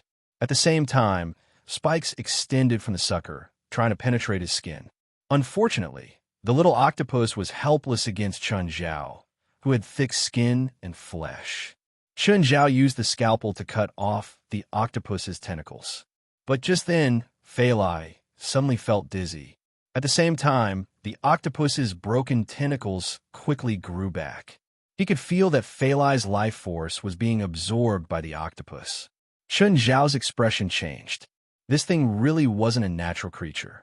Chen Zhao cut open the octopus's head. In an instant, a wave of magic power that was neither strong nor weak gushed out of the hole in the giant head. The octopus also lost its life. It wriggled a few times and fell off the back of Fei Lai's hand. Chun, I don't know what it is, but it's not a natural creature. At the same time, he took out a bottle of medicine made of demonic crystals. Drink this. I'll find something else for you later. This thing is a bit poisonous. After drinking the medicine, Fei Lai's complexion recovered a lot. However, she couldn't recover her lost life force in a short time. In fact, it was a permanent loss. Fei Lai wasn't injured either. The strange octopus had a bit of paralysis poison. This wasn't a big problem. Even with Fei Lai's own body, the poison would be eliminated in a few hours. After taking off the octopus, Fei Lai's hand was much less swollen. Let's go home first, Chen Zhao said. There's another person who drowned. He was also bitten by the octopus. Yes, most of his life force was probably sucked away, Chen Zhao said. After I make the medicine for you, I'll send some to him too. Okay, Fei Lai nodded. But before leaving, Chen Zhao quietly put away the octopus's stone. When they got home, the children all came to greet Fei Lai after learning that she was injured. Zherlin was crying her eyes out. She didn't know how serious Fei Lai's injury was. She just looked at Fei Lai's face and thought that it was very serious. Chen Zhao entered Blackie's alternate space. Blackie, help me see what this is. Chen Zhao tossed the octopus's stone before Blackie. Isn't this just a regular octopus? Blackie studied it for a long time, but couldn't find anything. Octopus? Regular octopuses can suck people's life force? This thing can suck people's life force. Blackie was surprised. After studying it for a while, Blackie said in surprise, this thing should be an octopus, but it seems to have been affected by something and mutated, but not much. Are you sure it's an acquired mutation? Yes. This octopus's body is still an octopus. There's not much change. Blackie did research on biology every now and then, so he was more familiar with biology than Chen Zhao. Of course, Blackie couldn't kill directly. So, Chen Zhao usually gave him dead creatures. Most of the time, Chen Zhao would bring some of his enemies to Blackie for research. To mutate a regular octopus into an unnatural creature without a huge mutation. One possibility is that the person responsible for the modification is very skilled.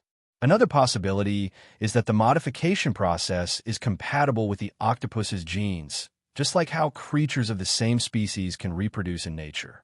Maybe it's not a modification, but a reproduction. You mean someone or some unnatural creature reproduced with the octopus and gave birth to this octopus. That makes sense, but I'm not sure about the specifics. Everything is just my personal speculation. After leaving the alternate space, Chen Zhao suddenly received a call from West. President, something happened. Come quickly. Huh? What's wrong? A large number of supernatural creatures have appeared on the LA coastline. Dozens of people have been attacked. One is seriously injured and already dead. Supernatural creature. Is an octopus? President, Fei Lai was attacked too. That thing can suck people's life force, Chun Zhao said. I'll go now. Dozens of people had been attacked, and there were casualties. This was a serious incident in the supernatural world. The supernatural organization was responsible for this, so Chun Zhao didn't dare to delay. He immediately rushed to the organization. Chapter 2385. Chun Zhao hurried to the supernatural organization. Because of Fei Lai's encounter, Chun Zhao realized the severity of the matter. Fei Lai had her own treatment. Otherwise, she might not have ended up well. The octopus was extremely aggressive. Even though it was attached to a person, it was still very dangerous. It was fine if they were careful, but if they weren't careful, the healer might become the injured person being treated. After arriving at the headquarters, Chun Zhao found West. What's the situation now? An unknown octopus has been found on almost every beach along the Los Angeles coastline. This octopus seems to be particularly fond of attacking mammals. The first to discover the octopus was a couple. They were taking their dog for a walk on the beach, and then something happened to the dog. The wife found an octopus attached to the dog, so she used her hand to fiddle with it. As a result, the octopus slipped into the wife's hand, and the wife collapsed. The husband immediately called the police. The Los Angeles police also received about 20 similar reports in a very short period of time. They then reported it to the security department, and then the security department passed the information to us. The security department sent it to us. Chun Zhao was surprised. The counterterrorism department had never been on good terms with them. Why would they give a mission to them now? Didn't the counterterrorism department always give missions to the psionic team? After all, the psionic team was a direct subordinate of the counterterrorism department. They were their own children. Usually, missions given to the supernatural organization were too difficult for the psionic team to handle.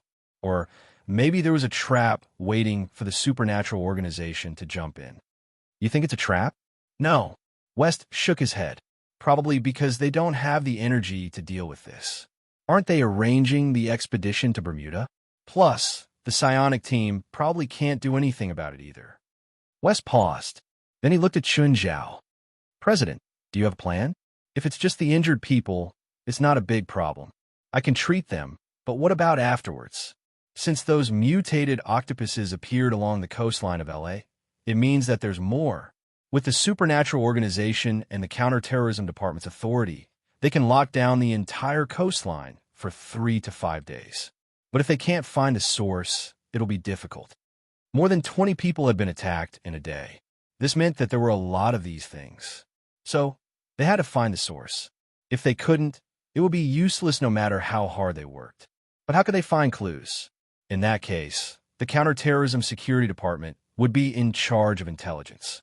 The Supernatural Society has no intelligence system. But would the Anti-Terrorism Security Department honestly give them the information? This made Chun Zhao very suspicious. Don't tell me the purpose of the Anti-Terrorism Security Department is to charge us with incompetence and then dismiss us. They don't have the guts to do anything. This matter is not small. If this matter is not resolved, we will have to bear the consequences. Do you think they will feel better? At the end of the day, they were all subordinates and superiors. If this got out of hand, both departments would be in trouble. However, the Anti-Terrorism Security Department is made up of ordinary people. Although they have an intelligence department, it's difficult for them to get involved in matters of the supernatural world. So this time, it won't be just us. I'm guessing that the psionic team will also get involved. So, we have to work together. Chun Zhao asked, narrowing his eyes. It might not be cooperation. We might just stab each other in the back. Wes said helplessly. Don't expect two enemies to love each other and help each other through the difficulties in the face of danger. It was more likely that they would fight to the death before settling the problem. This wasn't the right thing to do, but it was human nature.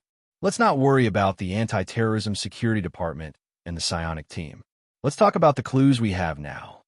No clues at the moment. Wes looked at Chun Zhao helplessly. Then gather our people. Let's discuss the specifics of the situation. Everyone went to the meeting room. Chun Zhao saw that Donya Tianchi and Nagasaka Reiko had come in together. When Nagasaka Reiko entered the room, she immediately gave Chun Zhao a 90-degree bow. President, hello. This is my first time attending an official meeting. Please take care of me. Sitting in his seat, Chun Zhao covered his face and rubbed his forehead. Donya Tianchi was rather awkward too. He pushed Nagasaka Reiko. Reiko, go sit down. Nagasaka Reiko was an unofficial member and also an international student at UCLA. So, she didn't come to the headquarters often.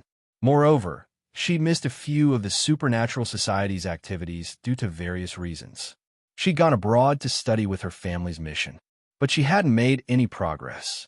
So, she was very discouraged. Luckily, she didn't miss it this time. She finally had a chance to show off her abilities. When Wes saw that almost everyone had arrived, he asked for everyone to quiet down before explaining the incident in detail. If any of you have any opinions, suggestions, or different opinions, you can speak now, Klaus said. At this moment, Klaus said, there's too little effective information at the moment. The first thing we need to confirm is the other party's motive. Regardless of whether these octopuses are the product of an individual or some organization, they must have a motive for releasing them. Is it purely to attack ordinary people? To create chaos? Or is there a deeper goal? Only the L.A. coastline? Nagasaka Reiko asked. Only the L.A. coastline so far, Wes said. Then we can ignore whether the subsequent incidents will spread.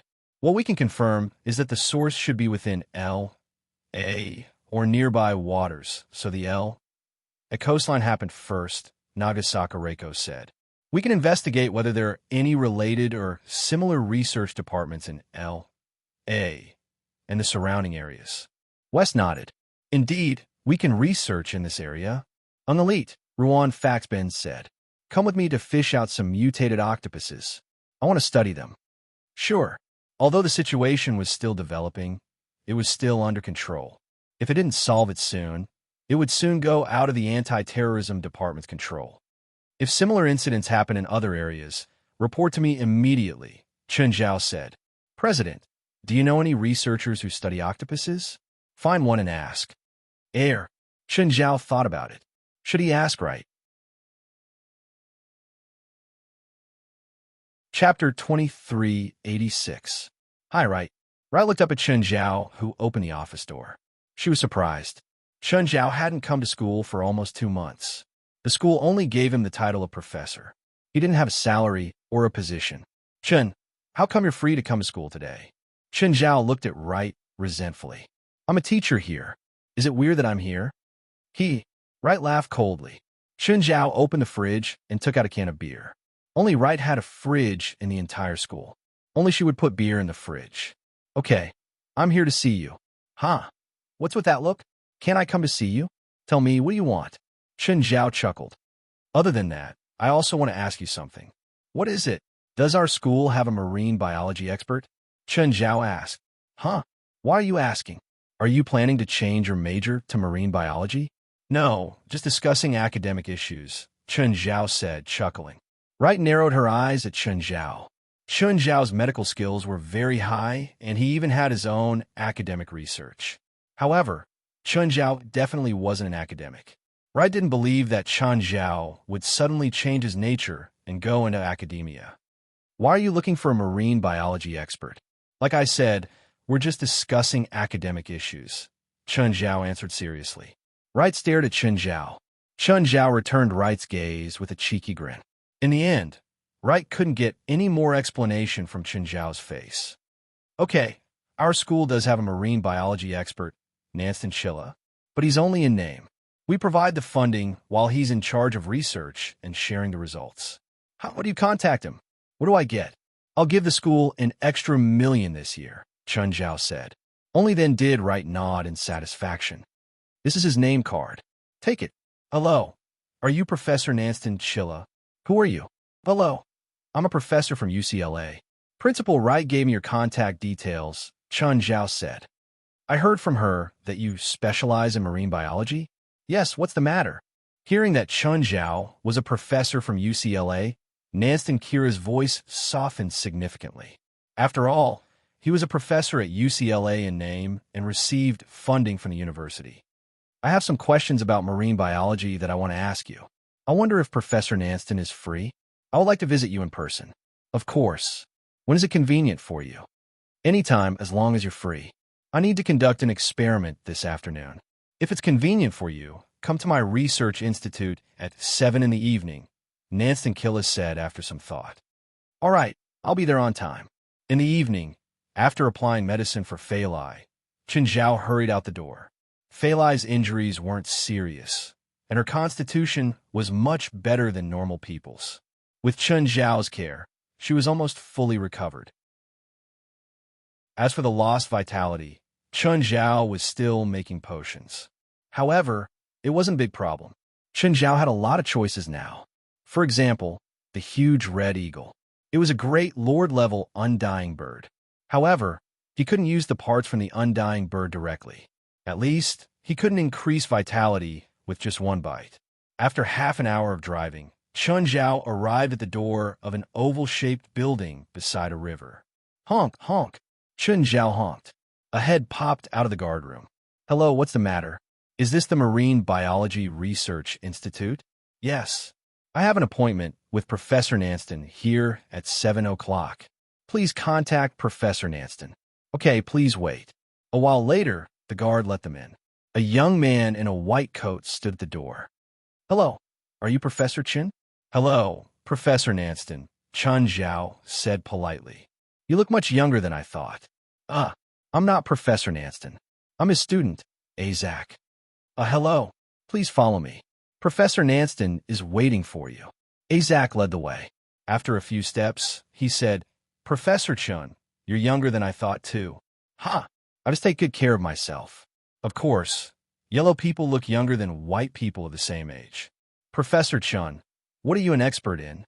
I study medicine, Chen Zhao answered. Chen Zhao looked at the individual rooms along the way. The layout here was quite special. Part of it was below the horizon. The other side was the river. The walls were made of high-strength tempered glass. The research institute wasn't small. There were many people, too. There were many researchers walking back and forth. There were also some huge aquarium tanks. There was even a very large aquarium tank with 2 white whales in it. A bearded man in a white coat was in front of the aquariums recording data. Isaac pushed open the door and knocked on the glass. Professor Nanston. Nanston Killa turned to look at Chen Zhao at the door, slightly surprised. He'd already guessed Chen Zhao's identity. Of course, he was surprised at first because of Chen Zhao's skin color. Hello, Professor Chen. Welcome. Hello, Professor Nanston. The two shook hands. Chen Zhao looked at the aquarium before him. 2 white whales were swimming in it. If there is any animal in nature that is the most intelligent, it was definitely not a dog, nor was it a primate like an ape or a monkey. They were whales, especially white whales. It could be said to be the best in the entire natural world. Moreover, the white whale's food consisted of small and medium-sized fish. Therefore, they posed no threat to humans. However, it was also because of their position in the food chain and their docile nature. As a result, they were hunted and killed in large numbers. White whales could be found in most aquariums around the world. As long as the white whale was in contact with humans for a year, it would be able to understand most of the instructions given by humans. Their IQ was very high, almost equivalent to that of an 8-year-old human child. Nanston Killa noticed that Chen Zhao was staring at the white whale in the aquarium and smiled. Isn't it beautiful? Yes, they're indeed beautiful. They're like water spirits. If they weren't in the aquarium, they would be even more beautiful. Chapter 2387. Nansadunkara looked at Chen Zhao, a bit surprised. He didn't expect Chen Zhao to say something like this. Actually, when Chen Zhao said this, he was a bit disgusted by himself. But this was also because people were complicated even though he was doing the same thing. When he saw others do this, he would feel emotional.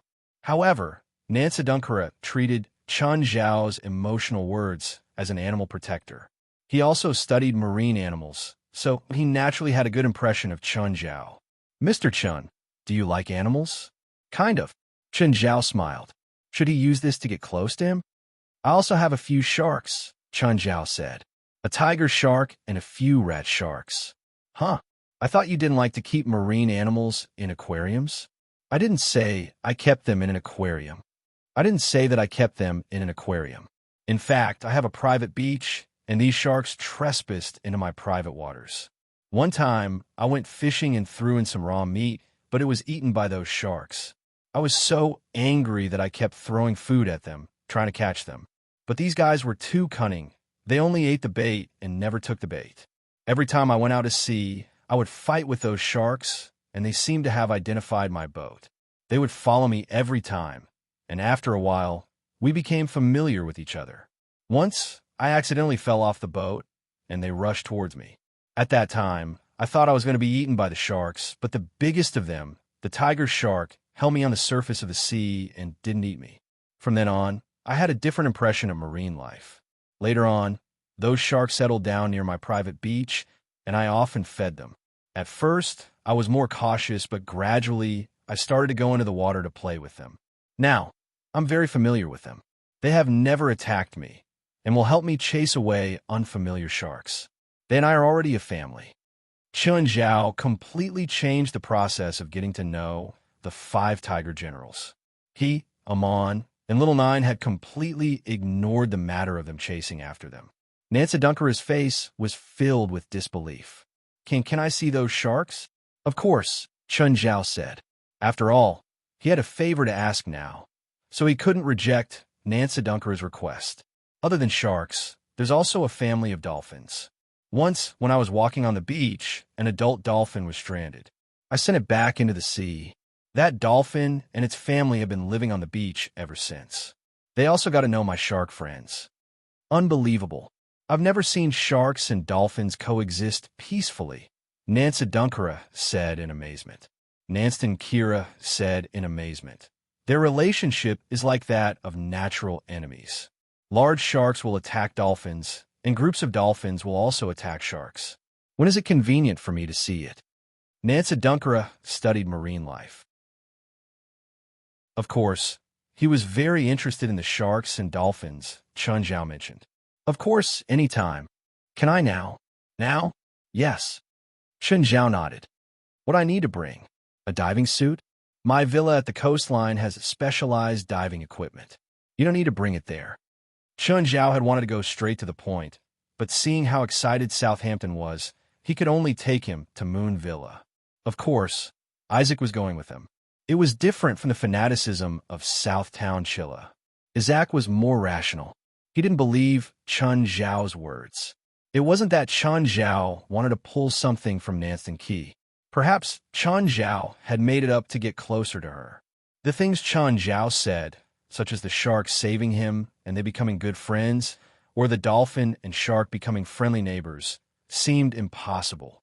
In addition, what he couldn't believe the most was how could a tiger shark and a rat shark act together. Although they were both sharks, they were different species. Tiger sharks are the most dangerous sharks.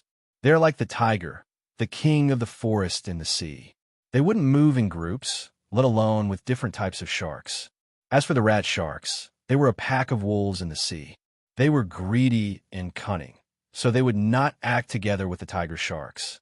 Of course, Chen Zhao and Nancy Dunkera were chatting happily right now, so he wouldn't expose Chen Zhao's lies. But as long as they reached the place, these lies would naturally fall apart. Let's see how he'll smooth things over when the time comes. Isaac didn't believe Chen Zhao's bullshit, but he realized that Chen Zhao was really rich. At least the car he was in right now was worth a lot. When they arrived at the Bright Moon Villa, Isaac and Southside Dunkera were shocked by the scenery and scale of the Bright Moon Villa. This wasn't just fucking rich. It was really, really rich. At least, Mingwe Villa was several times larger than the Marine Biology Research Institute. After Isaac and Nancy Dunkera got out of the car, they looked at the wide, underground garage. There were a few supercars parked there. Moreover, the automatic butler system didn't need Chen Zhao to press the switch or give orders. Wherever they went, the place would light up in advance. Taking the elevator from the underground garage to the hall, Nancy Dunkera realized that the place was less lively. It seems like no one has lived here for a long time. Oh, I moved to another place in winter. The sea breeze here is too strong. My kids are too young and don't like the cold wind. I'll move over when the weather gets warmer. Isaac and Nancy Dunkara were both shocked. Chen Zhao was too rich. The other place probably wouldn't be worse than this place. Chen Zhao took out his diving equipment and put one on himself. Let's go into the sea. Professor Chun, are you sure you can find them? Isaac didn't really want to make the situation too awkward, especially after knowing that Chen Zhao was rich, a super rich one at that. Isaac felt that it was best to help Chen Zhao find a way out. Don't worry. Every time I go into the sea, they'll find me. They can find my scent. That's right. Sharks have the sharpest sense of smell among marine animals. Even dozens of nautical miles away, they can smell some special scents. Isaac had no choice. He'd given Chen Zhao the way out. If he didn't, what else could he do? After going into the sea from the beach, Isaac felt that Chen Zhao's wealth had already exceeded his imagination. Should I suck up to him? Forget it. I'll think of a way to get closer to him later. Now that he was in the sea, the water was still a bit cold. After all, it was only a little more than a month. Chapter 2388. Isaac wasn't like Nancy and Kira. Nancy and Kira was purely a researcher. On the other hand, Isaac's education wasn't low and his talent wasn't bad. However, he cared more about whether he could make a name for himself. He didn't become Nancy and Kira's student and assistant to dedicate himself to science. What he wanted more was to be rewarded with fame and fortune. However, the research results of the Marine Biology Research Institute couldn't be turned into profits yet. While Nancy and Kira was famous internationally, he didn't get any benefits as a student. Now, he felt that Chen Zhao was a big tree, so he wanted to climb up. To put it bluntly, Isaac wanted to be Chen Zhao's lackey. However, Chen Zhao didn't seem to understand Isaac's passionate heart. After the three entered the sea, they slowly dived into the depths. Of course, the so-called depth was only a dozen meters. The heads of their diving suits all had searchlights, so they could see clearly within a certain range. Just then, a black shadow suddenly flashed before their eyes. Oh! Isaac was startled. The black shadow was fast, but it was definitely huge. Very, very huge. Just then, Chen Zhao swam before the two and made an okay gesture. Before they could understand, Isaac and Nancy and Kira saw a terrifying figure appear behind Chen Zhao. It was a huge shark, very big. The two were scared out of their wits. They frantically made hand gestures at Chen Zhao. Chen Zhao actually knew what was behind him. Looking back, he reached out and hugged Old Guan's head. It was the second of the 5 tiger generals, Old Zhang. Because Chen Zhao had fed Old Guan something special, he was more than 8 meters tall now. Isaac and Nancy and Kira watched Chen Zhao play with the giant before them. They were both dumbfounded. Tiger shark? However, this tiger shark was a little too big. Isaac found it even more unbelievable. Could humans really interact with sharks so intimately? Some divers would interact with sharks, but most of the time, they only interacted with small sharks. The largest sharks were only 1 or 2 meters.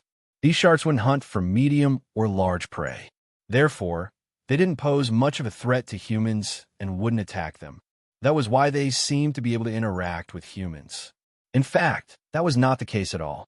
If they were to interact with tiger sharks, great white sharks, and so on, see if they don't bite them to death. At this moment, another gigantic figure appeared. A great white shark? Isaac and Nancy Kira wet their pants again.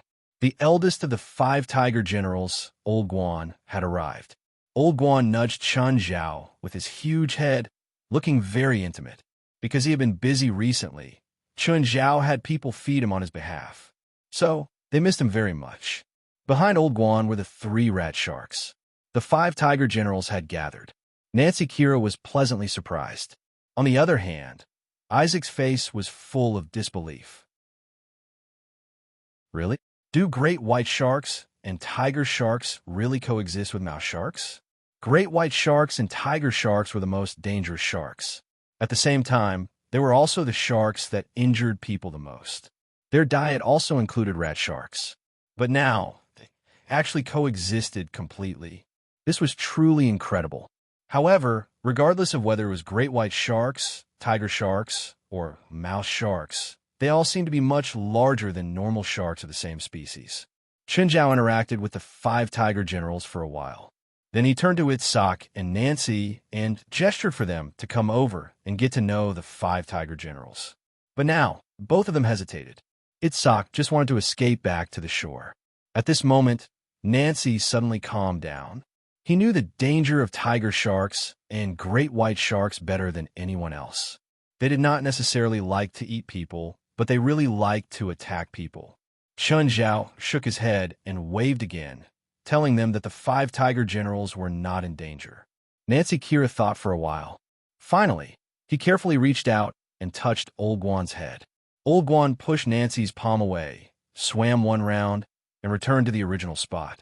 He pushed Nancy's palm again. That feeling was similar to humans clapping hands with each other.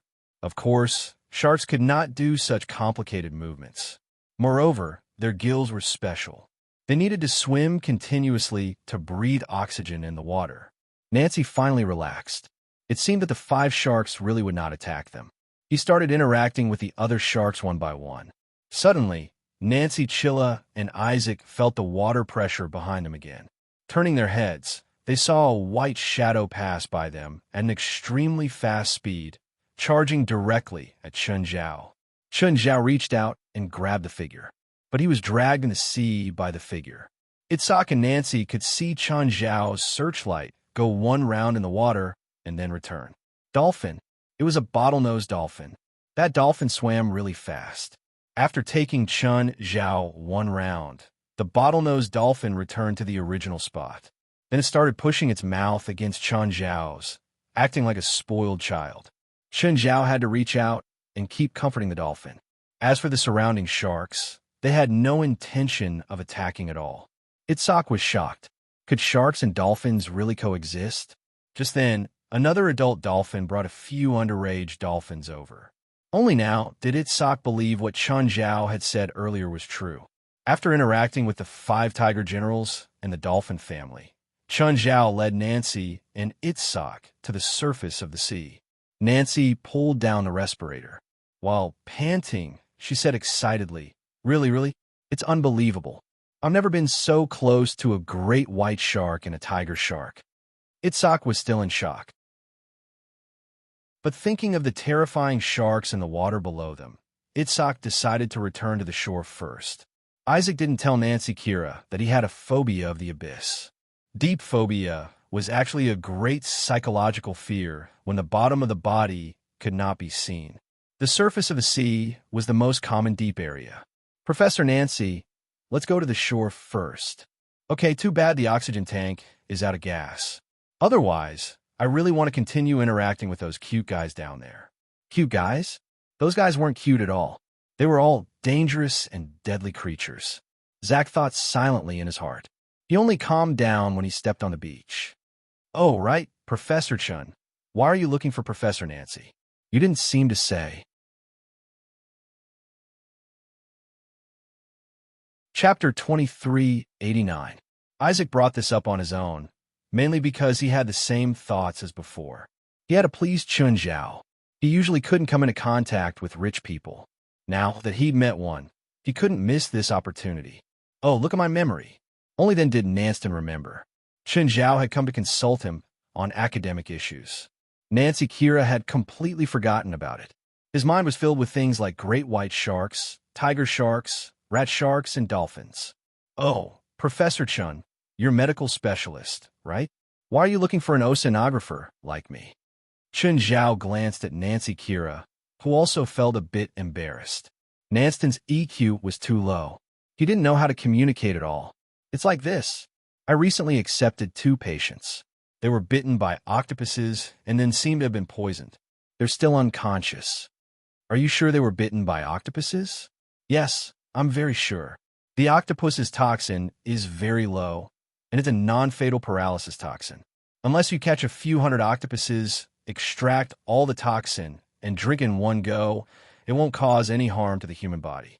Nance and Kira's tone was very certain. After all, this was his professional knowledge. Most of the time, his words were the truth. But they were indeed bitten by octopuses, Chun Zhao said. Then they fainted. That's too strange, Nanston murmured.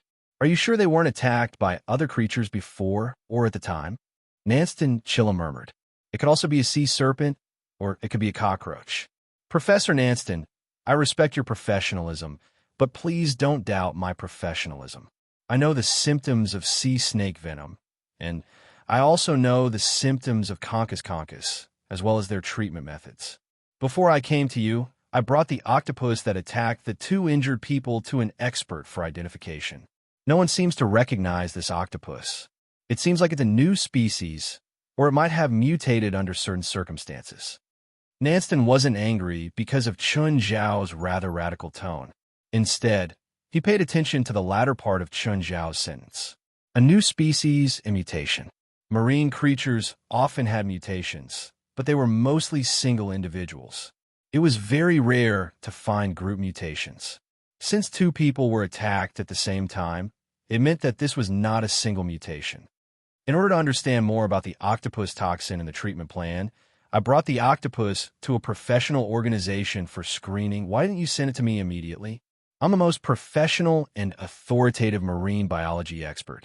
Nanston Kira's tone was a little arrogant with a hint of doubt. That's why I'm here now, isn't it? What about the octopus sample? Did you bring it? Is it alive? The samples are in that facility. I want to see a sample of this octopus. I'll send it over tomorrow. Why not now? Professor Nancy, do you think he's still working? My research institute is here. Isaac felt that if he didn't speak, he might anger Qin Zhao and ruin his plan.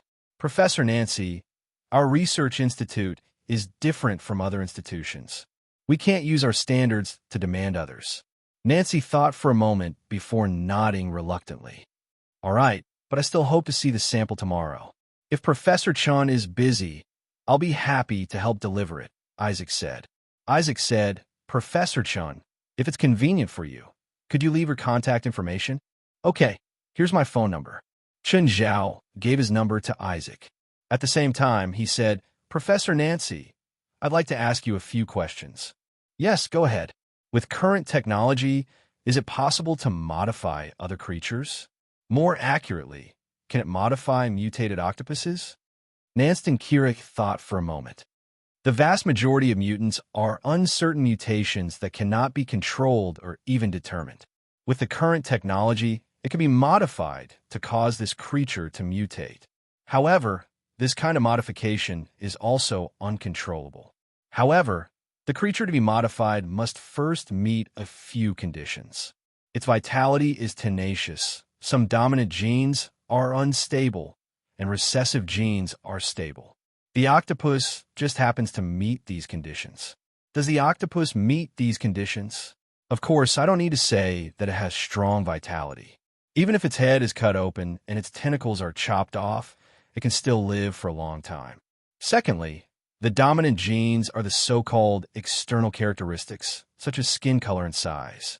Even if the octopus is the same species, their size can fluctuate greatly. Another example is that they can freely change their skin color. When they live in different sea areas, water temperatures, and environments, they can adapt and change very quickly. This is all because the dominant genes are unstable. The recessive genes are stable because of their body functions, food, movement patterns, and reproduction methods. These are all recessive genes. No matter how the environment changes, they won't change. Nancy Chilla paused, then added, Actually, the so-called modification is mostly stimulated by external environmental factors to make living creatures adapt to changes. It's very different from the modification in real scientific terms. The so-called mutation should actually be called mutation. So the current technology can't achieve mutation through radiation like in the movies? It can be done, but there is no clear direction of modification. Catch 10,000 or 100,000 octopuses and then let them receive stimulating drugs or small amounts of radiation. 1 or 2 of them may survive and mutate. Moreover, you can't be sure what this mutation will become. Maybe it will have an extra tentacle, or maybe it will have an extra head, or maybe it will have hair on its body, and so on. In short, it's uncertain and uncontrollable. And most of the time, the mutation is unstable. If it's a mutation of a dominant gene, it won't be fatal because most of the dominant genes are changes in physical characteristics, while the mutation of a recessive gene will directly change the behavior or even the way of survival of the creature itself. Therefore, in most cases, the mutated creature will die directly or in a short period of time. Is there no successful example? Although there's in theory, it's very difficult to actually do it. It can even be said to be impossible. At least for now, it's very difficult. The devil is beside, meth devil is beside me. Chapter 2390. Perhaps Nancy Kira had a good impression of Chun Zhao, or perhaps he wanted to study the shark and dolphin family here. His attitude was a bit arrogant, but it wasn't that he wanted to be disrespectful to Chun Zhao. It was just his personality. Simply put, he had low EQ and high IQ. He spoke without considering other people's feelings. Although it was hard to communicate with Nancy Kira. However, Chun Zhao didn't plan on developing a friendship with him. Where do you live? I'll take you home. The two didn't stand on ceremony with Chun Zhao. Send Nancy Chilla home first. Isaac, where do you live? 115 E Street. After a moment of silence, Isaac asked, Mr. Chun, do you own a pharmaceutical company? No. Chun Zhao replied indifferently. Mr. Chun, there's something that Professor Nancy didn't make clear, Isaac said meaningfully. Chun Zhao drove and glanced at Isaac from the corner of his eye. Oh, what didn't he say? He's a marine biology expert and even the best marine biology researcher, but he's not the most proficient in marine mollusks. Are you? Chun Zhao asked. I'm more proficient than him, Isaac said confidently. Earlier, Professor Nancy said that it's theoretically possible to make octopuses mutate through artificial stimulation, but because of the destruction of recessive genes, their functions will die and they won't be able to survive for long. Yes, that's what Professor Nancy said.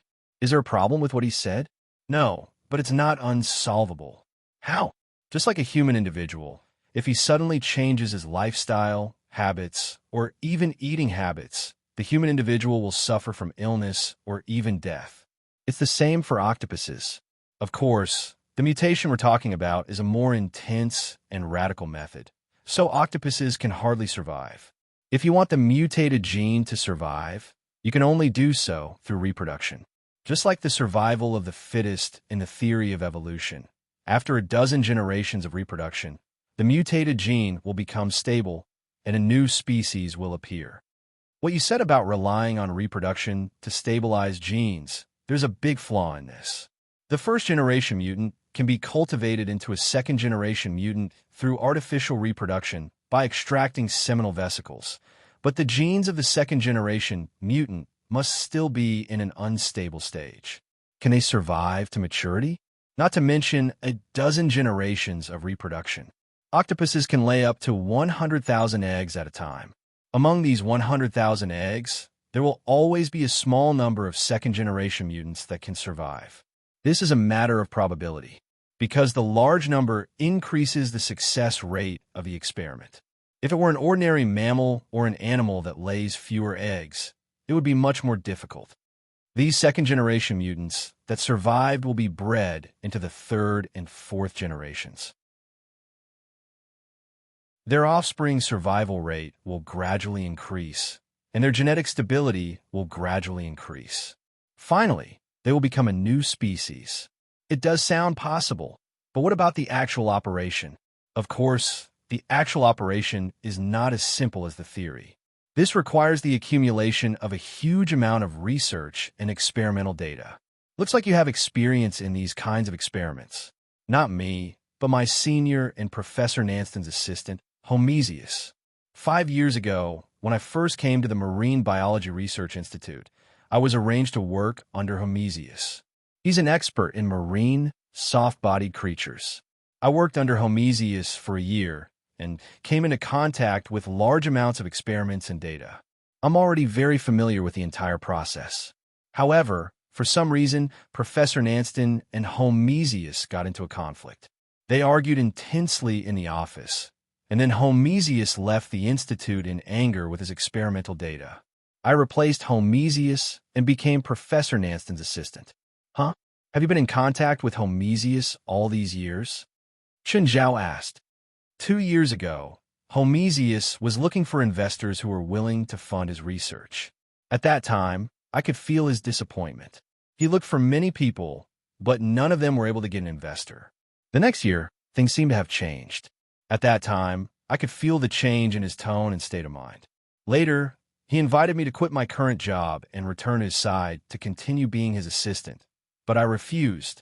Chen Zhao glanced at Isaac. He had a rough idea of what kind of person Isaac was. They hadn't interacted much, but Isaac's profit-oriented personality was already unmistakable.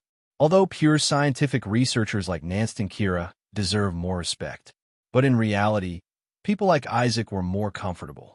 They knew how to get along with people and not make people feel disgusted. To Isaac, it didn't matter who his assistant was. There was no difference at all. Why would he give up on the relatively stable Nanston Kira and choose Homesius, whose future was uncertain? This wasn't an academic question, but a practical one. Nanston Kira hadn't given up on him, and Homesius still hoped that he could continue being his assistant. This meant that there was no problem with Isaac's abilities. Later, he told me that his research had been valued by investors and that he had received an investment and that he had formed his own research team. I was very happy for him, but after a few times of contact, he told me that his research needed to be kept secret, so he couldn't keep in touch with me. After that, our contact decreased. In the next 3 years, I only contacted him twice. The first time was when he sent me his blessings at Christmas, and the other time was when he complained that he didn't have a capable assistant. His assistants couldn't understand his intentions at all.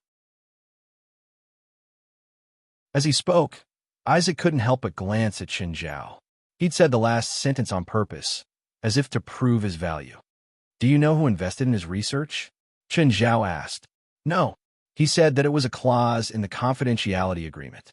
Then do you know where his research institute is? No. Do you have his contact information now? Or his home address? I know where his home is, but I'm not sure if he still lives there. Chen Zhao glanced at Isaac. Can I ask a practical question? Please. From your professional point of view, how do you turn your professional knowledge into economic benefits? Breeding and cultivation are currently the most widely used field of my professional knowledge. 9 Heavens Divine King.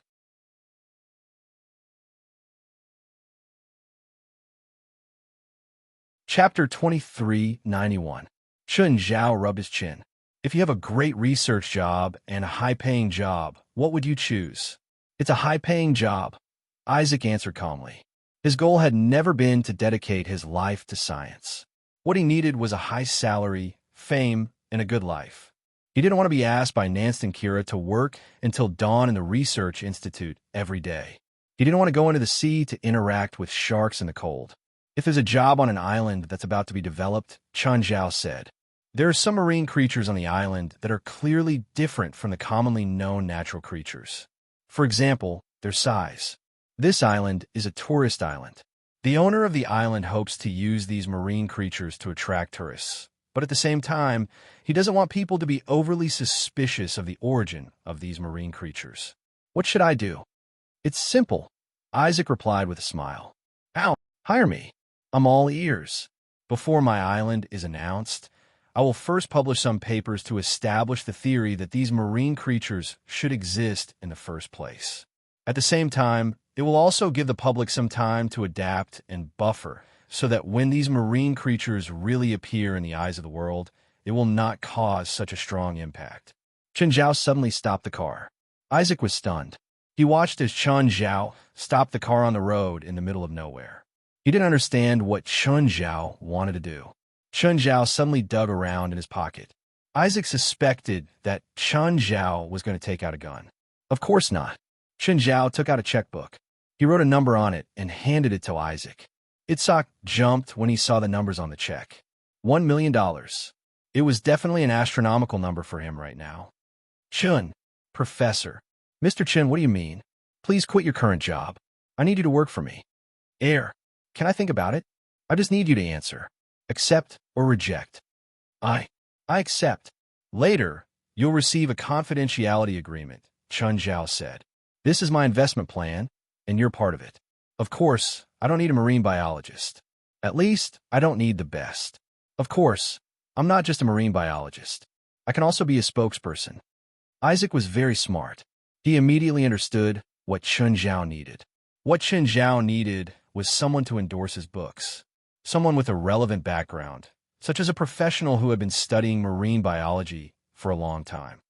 I will definitely cooperate with Mr. Chen's plan. Back to business, Chun Zhao said. I want to find your former senior, Homesius.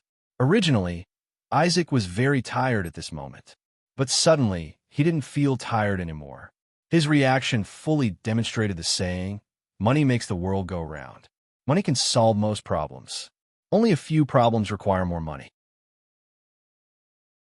However, when Isaac brought him to Homesius' house, Homesius wasn't home. And from the weeds in the courtyard, it could be seen that no one had done any maintenance for a long time. Let me see if I can get Homesius' number. Isaac tried to no avail. He dialed, but no one answered. Isaac shook his head at Chun Zhao. Fine. If you can't find him, then forget it. I'll send you back. When Chun Zhao returned home, it was already 2 in the morning. While he was showering, West called. West, what's up? President, the number of people who encountered the mutant octopus has increased to 91. The death toll has also increased to 3. Hearing this, Chun Zhao couldn't help but frown. Didn't they lock down all the beaches in LA? Of course not completely. Other than private beaches, some people sneak onto the beaches. The Anti-Terrorism Security Department doesn't have enough people to lock down all the beaches. The only thing they can do is inform the departments in charge of the public coastlines and have them send out notices. Actually, this kind of lockdown doesn't have any enforcement effect. West paused and said, also, the Anti-Terrorism Security Department is under a lot of pressure now. Sealing off the coastline is a huge loss to the entire city government every day. Also, fishing boats in the open sea have also caught these mutated octopuses and have been attacked. Did you find any useful clues on your side? Not yet. President, what about you? Help me find a person. He's a marine biology expert who specializes in marine, soft-bodied creatures. His name is Homesius. Is he the key person in this incident? I can't say for sure yet, but I heard some of his recent research directions from other people. I suspect that he's related to this incident. That's good. I'll mobilize the forces at hand to find his whereabouts. After hanging up, Chun Zhao wanted to go straight to bed. But then he remembered something. He picked up his phone and called Toddy Belster. Of course, he couldn't use his own phone to call Toddy Belster. People in their line of work always carried some disposable SIM cards. After asking Belster out, Chun Zhao sneaked into Binance's room. Binance, wake up. Uncle. Morning. Binance squinted. He couldn't open his eyes at all. His expression was uncomfortable. Morning. What do you want for breakfast? I don't want anything. Let me sleep a bit more. Didn't you say that you wanted to take you on a mission? Whoa. Binance bounced up from the bed. Uncle, there's a mission? Yes. Chun Zhao nodded. Binance glanced out the window. What time is it? Chun Zhao checked the time. Morning, 2:50. Let me sleep a bit more. Binance fell straight down again. Raise the temperature in Binance's room. Let him feel the Hawaiian sea breeze. Binance gave in. He couldn't stand the wind at 33 degrees Celsius. After a while, Binance finally got up to wash and change his clothes. Uncle, where are we going now? It's a secret. Just follow me, Chun Zhao said calmly. When the two left, it was already 3:30 in the morning. Binance was rather excited. He wasn't worried about any danger. As a child from a supernatural family, he'd encountered supernatural incidents at a young age.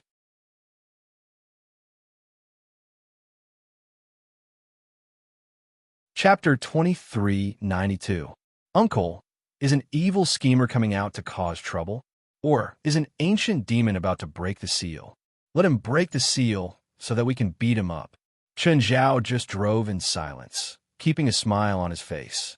This time, Chun Zhao and Toddy Belster were meeting in a dense forest beside a highway. There weren't even any road signs.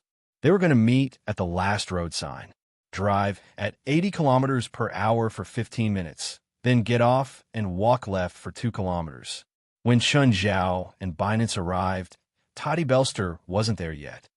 Uncle, what are we waiting for? I know. Is it because we're waiting for time? Something special will happen at certain times. Yeah, something like that. Chun Zhao nodded. Then Binance, you're still young. Huh? What does it have to do with my age? Don't be so talkative when you're young. Suddenly, rustling sounds came from the forest. Binance stood up with a shiver. It seemed that he was still nervous. Soon, Chun Zhao saw Toddy Belster in a mess. There was even dirt on his face.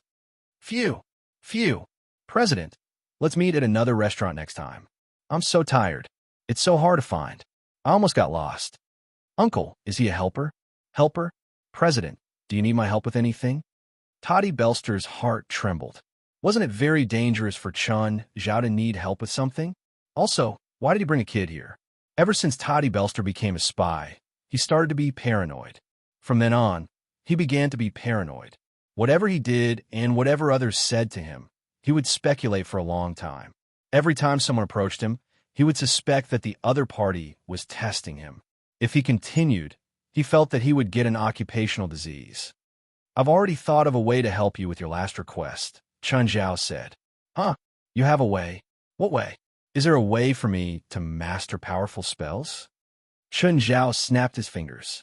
No, take off your shirt. Huh? Don't ask and talk. Hurry, it's late and everyone's busy. Okay. Toddy Belster was not very willing.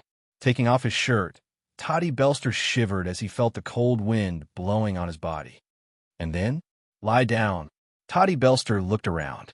The ground was a little damp and full of withered leaves and weeds, as well as some messy, sharp rocks.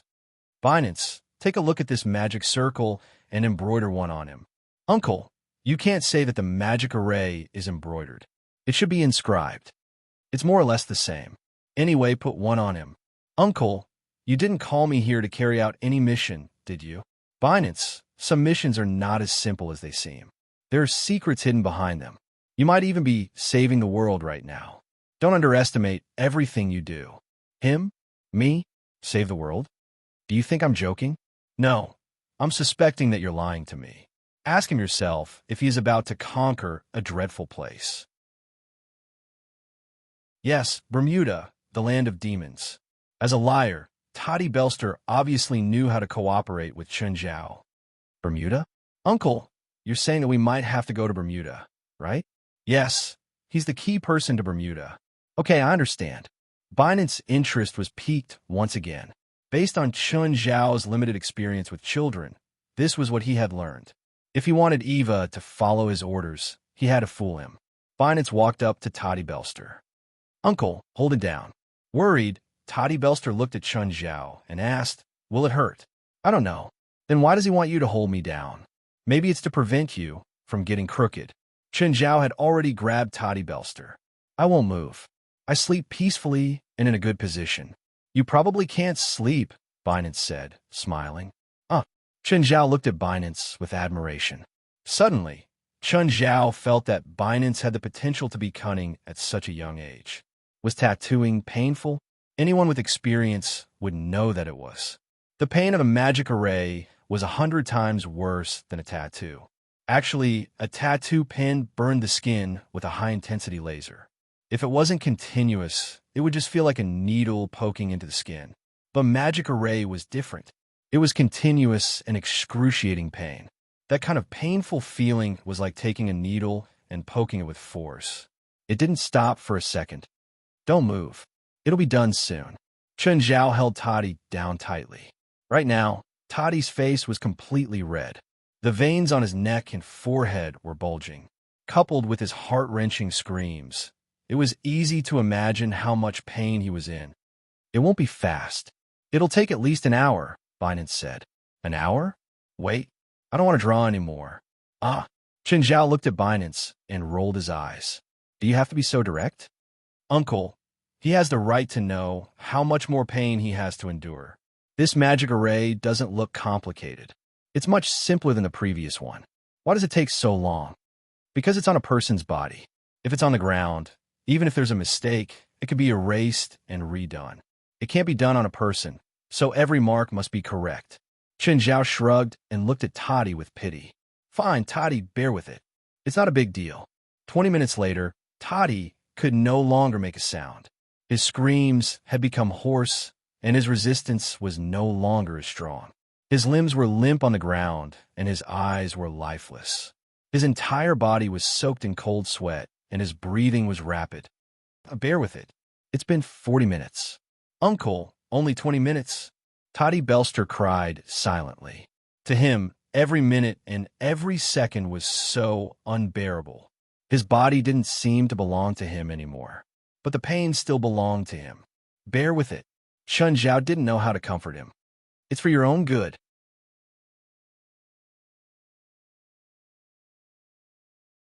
Chapter 2393. Done, Pinan said. After 80 minutes, Toddy Belster finally let out a long breath. He'd finally heard this sentence. He'd lived for this sentence. Chen Zhao let go of Toddy too. Toddy Belster shed tears of excitement. Oh, Uncle, he's a regular person. Why didn't you knock him out? Don't you know the high-level hypnosis spell, Banshee's Charm? Why do you keep Uncle Tatai conscious? Chen Zhao and Toddy Belster exchanged glances. Their expressions were rather awkward. Toddy, on the other hand, was both sad and furious. Why didn't you say so earlier? I thought you had some special reason, like the magic formation has to keep the host conscious. Chen Zhao's face twitched. Then why did you only say it now? Because it's over now, right? Okay. Chen Zhao pulled Toddy Belster up. Let's try your magic array. How do I use it? Even though Chen Zhao had prepared it for him, Toddy Belster was still confused. Think of cutting it down in your mind and then snap your fingers. That's it. Toddy Belster was a little surprised. Wasn't it too simple? There were summoners in the psionic team too. Their summoning spells were very complicated and complicated to use. How complicated do you want it to be? Can you do something so complicated? All right. Toddy Belster took a deep breath and took a few steps forward, looking at the tree not far away. Then he snapped his fingers. Crack! Suddenly, a circle of light appeared before Toddy. A white light flashed out from the circle of light. Whoosh! It was a demon with blades in both arms. Slender and tall, it moved as fast as the wind. In an instant, the tree was cut in half. The double-edged demon somersaulted again and landed in front of Toddy Belster. Master! The demon knelt on one knee, its blades supporting its upper body. Toddy's face was filled with shock. This monster, he'd summoned it? Try it on me, Chen Zhao said. This was only a low-level demon. It wasn't strong enough. Belster stared at Chen Zhao in shock. Stop nagging. Come. Chen Zhao hooked his finger. Go. Toddy Belster pointed at Chen Zhao.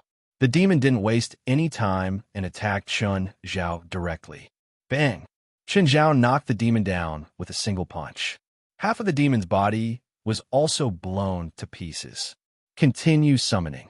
Toddy Belster gulped and took a deep breath. Pa! With a snap of his fingers, 10 intermediate demons appeared in front of him. These 10 demons were all from different demon races. However, they were many times stronger than the low-level dual-blade demon from before. The handsome guy had told Chen Zhao about the summoning limit. At most, it could summon 10 ordinary intermediate demons at once. Or he could summon an intermediate demon with a domain.